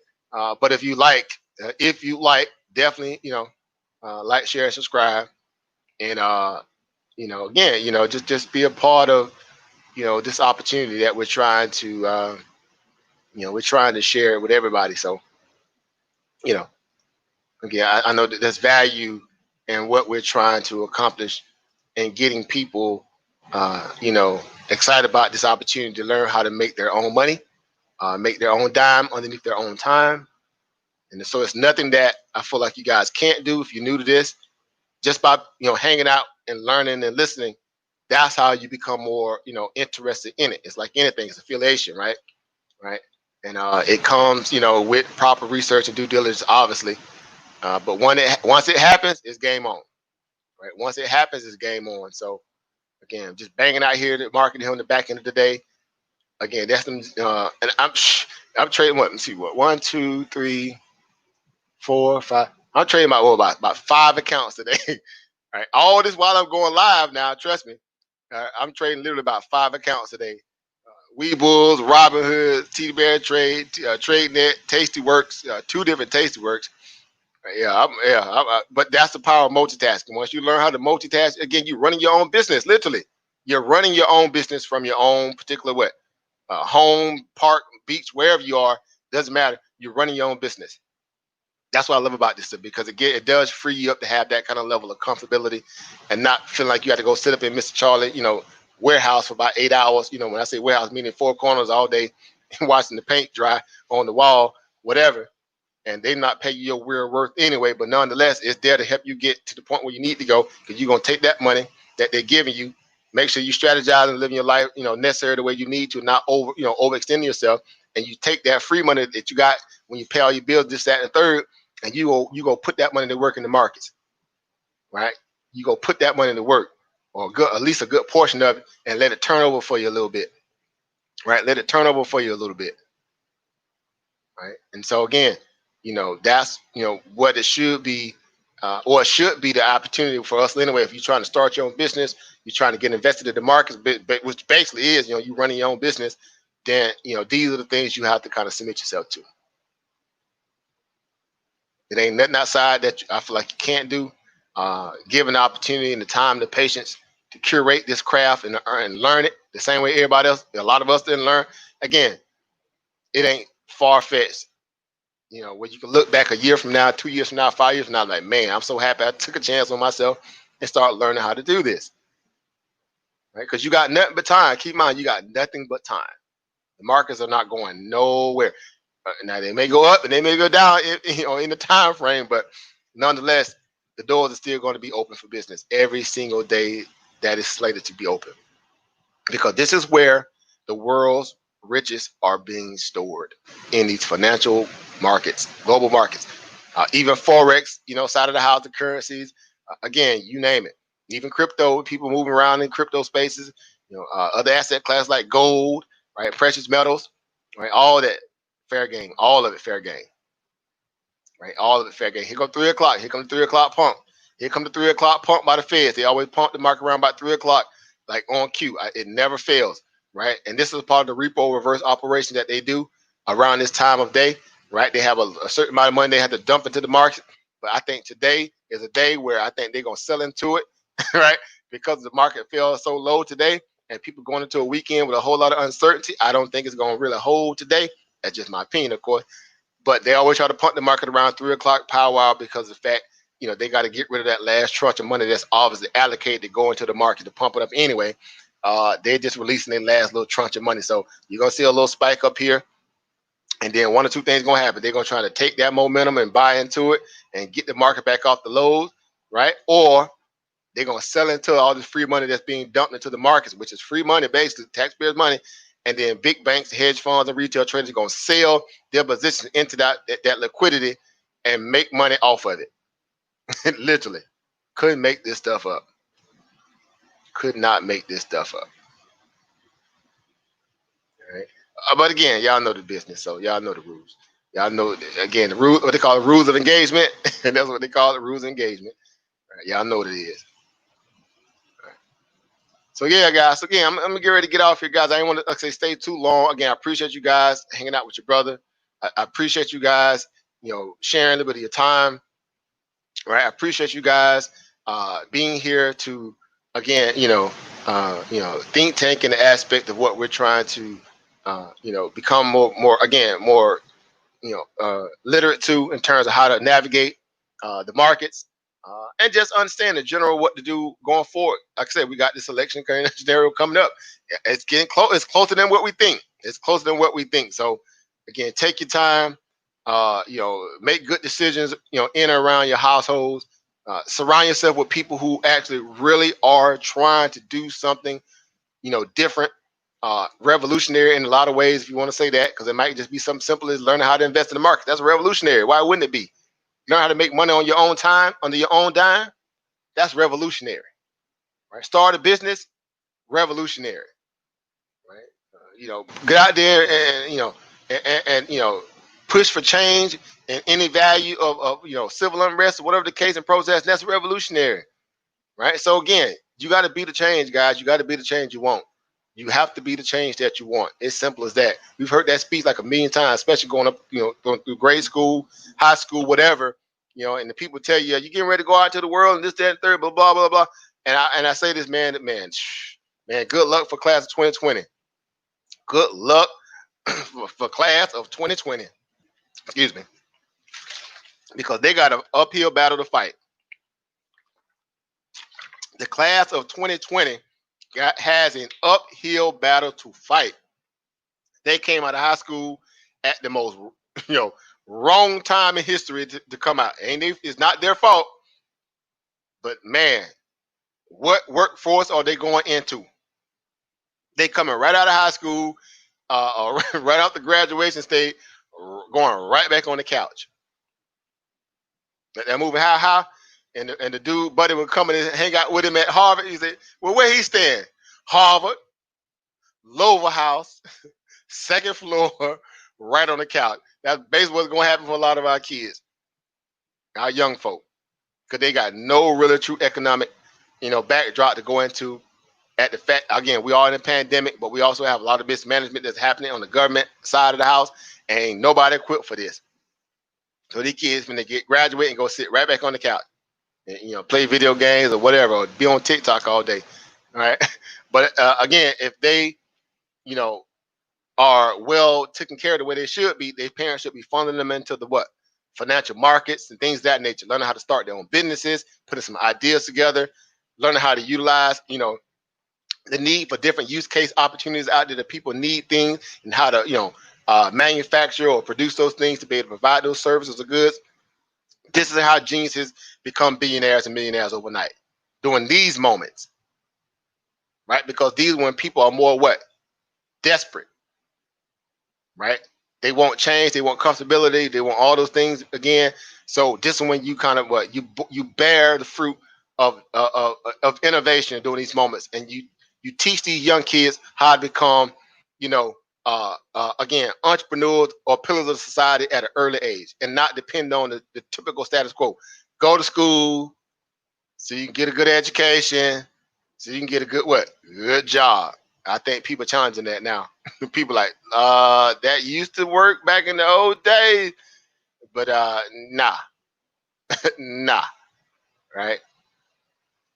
I think it's time for us to start building our own jobs, right? It's time for us to start building our own opportunities, circle our own wagons, and make things happen, right? Circle our own wagons. All right. So guys, with that being said, again, I'm gonna get out of here, guys. I see my brother Namex just came on. I'm getting ready to close out. You coming on the back line. What's going on, brother Namex? Oh, I'm doing good, man. How's it going, African Emporium? I'm doing good, man. Getting ready to close out, man. So I know you came on the back end. I'm getting ready to go enjoy the rest of my little Friday. Oh, Yeah, nice, nice, nice. Did you have a good week? yeah, man. I had a great week, man. And again, so I feel like, and then putting in a little work. Again, I didn't get a chance to go live, so I've just been very busy.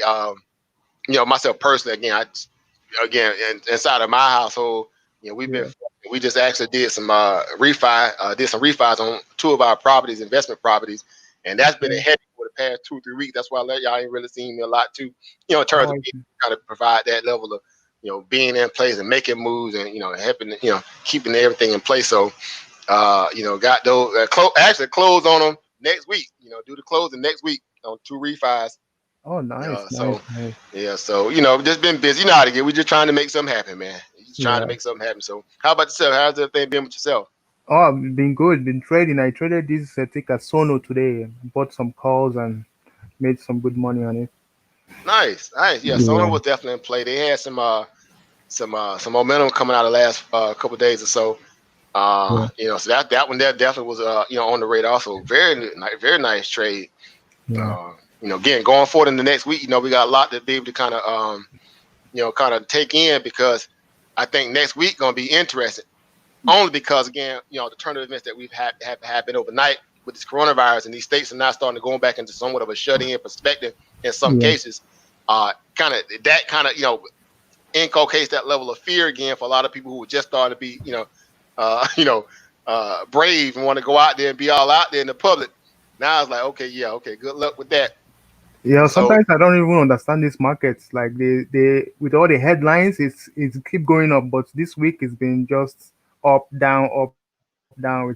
The market is so weak, I think. yeah, but it ain't nothing that we ain't playing for. Come on, we were talking about this way back in March. We were talking about this way back in April.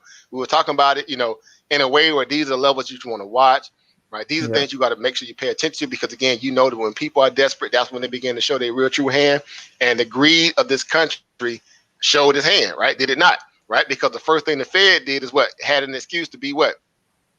To have all eyes, pretty much all hands on deck, monetary heist, and they was able to pull it off.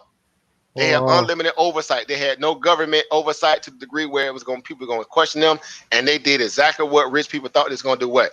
Print Mm. money, and they Oh, printed man. it unlimited, and then basically the markets always being the beneficiary of these kind of things. The equity holding aspects becoming the beneficiary of these things, and that's basically what it was, right? And Man. so when it all comes to a head, like a pimple, or you got to pop that pimple, and Yeah. these are things that happen. And so for us, we say, okay, well, let them run it up. We'll eat on the way up, right? And we'll eat on the way back Way down. down, Oh, man. right? So it ain't nothing that we never going to be off, off base of in terms of what we are planning and strategizing for, because we live for these moments, do we not? Yes, we do, and I think I see we are below the 200 moving average on SPY right now. So Right, which is a very key pivotal point, because again, they were trying to protect that gun line, right? yeah. And so now that it's under, they're gonna try to do everything in their power to get it back above, but they have no really true imminent, I would say near term catalyst to cause it to happen. No Hmm. more than the fact that they can just do what? Decide to just want to say turn the market and pump it just on GP, which they have no excuse, but they're gonna do it because, but again, who gonna complain? Because y'all know, as Um, I know, people don't complain when they're making money, no matter if it's some illegality going on to in a lot of ways. Sometimes all yeah. that stuff, people true emotions or true reality or true nature comes out in moments when money is involved, what they kind of look at as a moment of them coming up, this, that, and the third. So it's gonna be interesting again to see how these people react again Yeah. over the next, I would say, at least me personally, the next couple weeks come, especially closing out, getting ready to close out, another session here, so to speak, soon in another quarter, right? Getting ready to go into, another quarter session here, right? Q2, well, coming out of Q2, so to speak, I should say, excuse me. So again, for the most Yeah. part, we're gonna stay steady, we're gonna stay, prepared, Yeah. and again, I know you are as well. You've been doing Yeah. phenomenal. Again, you guys are really, really challenging the status quo. You guys are utilizing the think tank we have in our little Yeah. groups and this, that, and the third, and we focus. Yeah. I love that. Okay. Yeah, man. I just have one question about this GPS. Like, what made you go short on it? Did you go short when it broke VWAP, or did you go short because the market was weak today? Well, obviously the market was weak, and then again the run up. I mean, if you just look at it, it ran all the way up to like $14.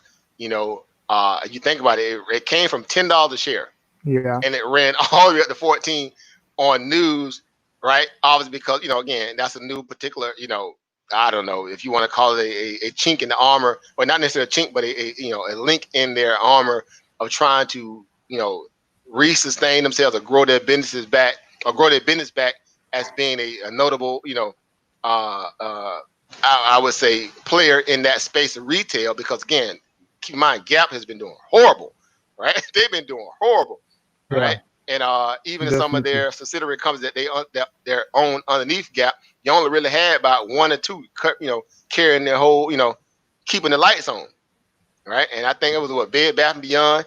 They were about the only aspect the Gap store that's been keeping the lights on. Everything else been failing miserably. Old Navy and the rest of them. And so again, they're just looking for anything to kind of you know, bring some new energy into their failing business model, because the fact that retail is being pummeled anyway. So anytime you have that level of extension, again, from 1016 all the way up to like 1424, and a down market, and it's still retail, and like Kanye West go really, like go really, really, turn everything around overnight. Yeah. You see it for what it is. It's a pump and dump. So again, soon as it extended away, and again got further away from the VWAP, I was doing the intraday session. That was your cue to say, okay, now it's time to kind of let the air out the back, because all the, they call it the rush hour traffic and volume that came into this stock when it happened during the typical times when most stocks are or most people are buying the market, right? The retail side hours are between 9:30 and typically around about 10:30, right? Yeah. Just to be general, general minded in terms of that. So basically, what do you see here? Right? You see just that, right? You see, oh, let me pull it back. I forgot this thing gonna be doing acting crazy. All right, so let me blow it up a little bit there. All right, and you saw just that, right? You saw just that, where Yeah. again, right here, around that 10 o'clock hour, Yeah. y'all know my little rule. I got one little basic strategy. What's my strategy? 9:50, 10 o'clock pullback, right? That's Yeah. when you typically have any kind of reversal pivot point in the market. That's typically when it's going to happen. And again, It has not failed me in a long time. What happened right here at 10 o'clock? It reversed. Right, literally at 10 Oh o'clock, man, look at dang that. it on the dot. Could not make this stuff up. It reversed off that morning pump from 9:30 to 10. It got extended. And guess what? In come the what? The sellers. Look at the volume down here. Green, green, green, green, green. 10 o'clock, red, red, Yeah. red, red, red. And then after that point, you know, the volume Red. dissipates because people, what? They get out the market. They done, right?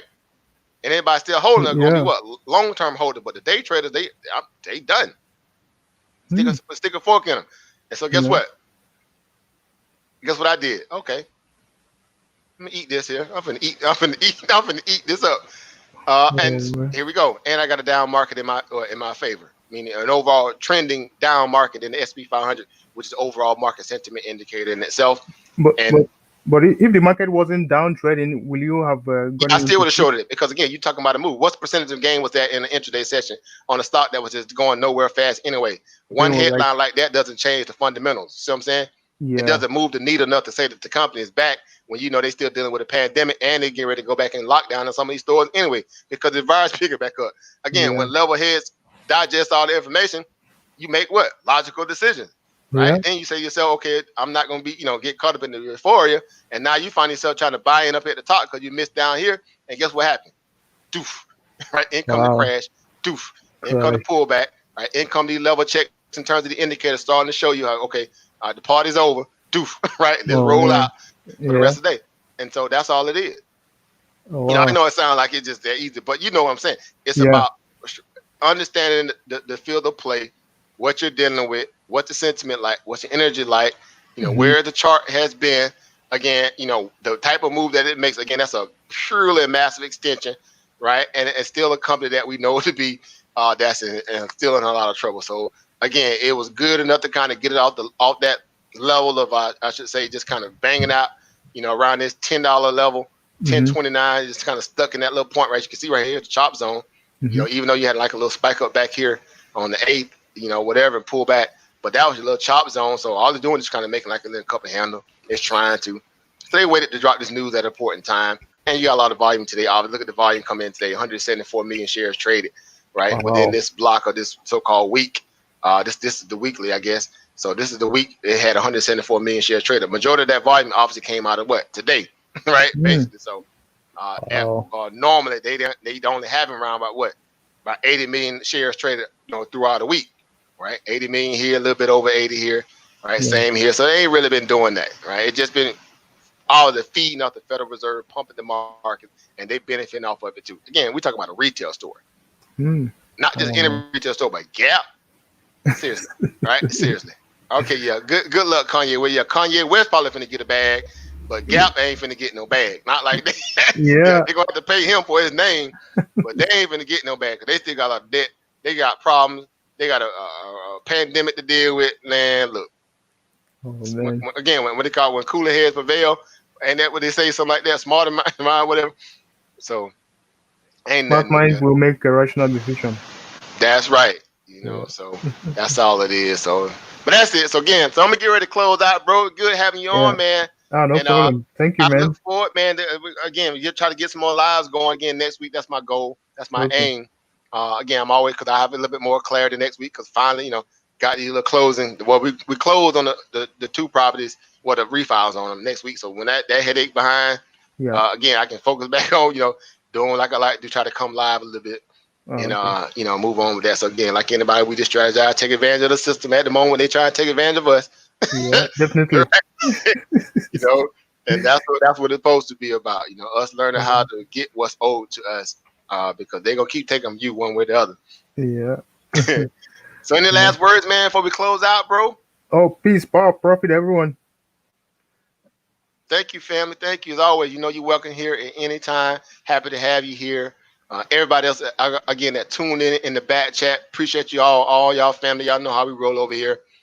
It's always going to be a family orientated environment, no matter what. Whether we agree or disagree, doesn't matter. At the end of the day, we're here to try to edify, bring truth to power when it comes to financial literacy, how to get money Yeah, outside of the system. Obviously, in a lot of ways, having to go for like you got to go, be somebody else's, you know, step and fetch it to a degree, for lack of better terminology. But nonetheless, we're just trying to change that dynamic, right? Get people to Yeah. realize their power is in their collective interest and intelligence and their intellect that they can be able to muster on their own. They just got to have the interest to want to do it. And I guarantee you, it ain't nothing out there under the sun that we can't do when we put our minds to it collectively. And the Mhm. market, the stock market, especially of all things, right? Yeah. It's definitely something that we should be shying away from, right? That's We true. should not shy away from this opportunity because, again, number one is your money anyway, but number two, again, it's just understanding what we know to be as just simple humans. It's supply and demand. It's greed and fear. It's buy low, sell high, right? That's all it is, right? So Yeah. understand some basic perimeters of it. The money management side of it comes into play once you get better at understanding how to strategize through the fundamentals, along in tandem to the technicals, and then you just go make it happen, right? And so it That's ain't nothing that we that's can't true. do. That's true. You see what I'm saying? So again, so with that being said, guys, I'm gonna get ready to shut it down. The, the Okay. the lake is calling me. I'm gonna get out here and get on this kayak. Go get me about 4 miles, row about 4 miles, throw my little fishing rod out there too a little bit, check my market from the cell phone while I'm out there. And that's gonna be my detox for the week. We hauled in some money like as we were supposed to, Yeah. right? Thank you, Made brother. no, same to you, brother. Always, brother. Name, see you. Definitely see you on the next one too. And so everybody again in the back chat, thank y'all for tuning in again. Like, share, and subscribe if you have not Yeah. already. Again, we trying to build a movement, and it ain't nothing more than just y'all's movement, and more than you probably think it's just mine. Cause my name on it. This is our channel, our opportunity, our place to feel comfortable, and we always gonna position it that way. So again, always realize that if you want to come on and do a live stream, if you don't already have your own YouTube channel, you might want to come on and use mine as a way to do something or drop some information when it comes to technical analysis, or you're welcome to do it, right? You're welcome to do it. Trust me, right? So we're just trying to build a nice community where we can all feel comfortable and learn something, right, in the process. All right. So with that being said, again, peace, power, profit, to everybody. Shem Hotep. All right. I leave you guys in the same way I left. I came in, I should say, with more knowledge and information that you need to equip yourself with, so you can go out there and bang on this market, and again, get you a bag.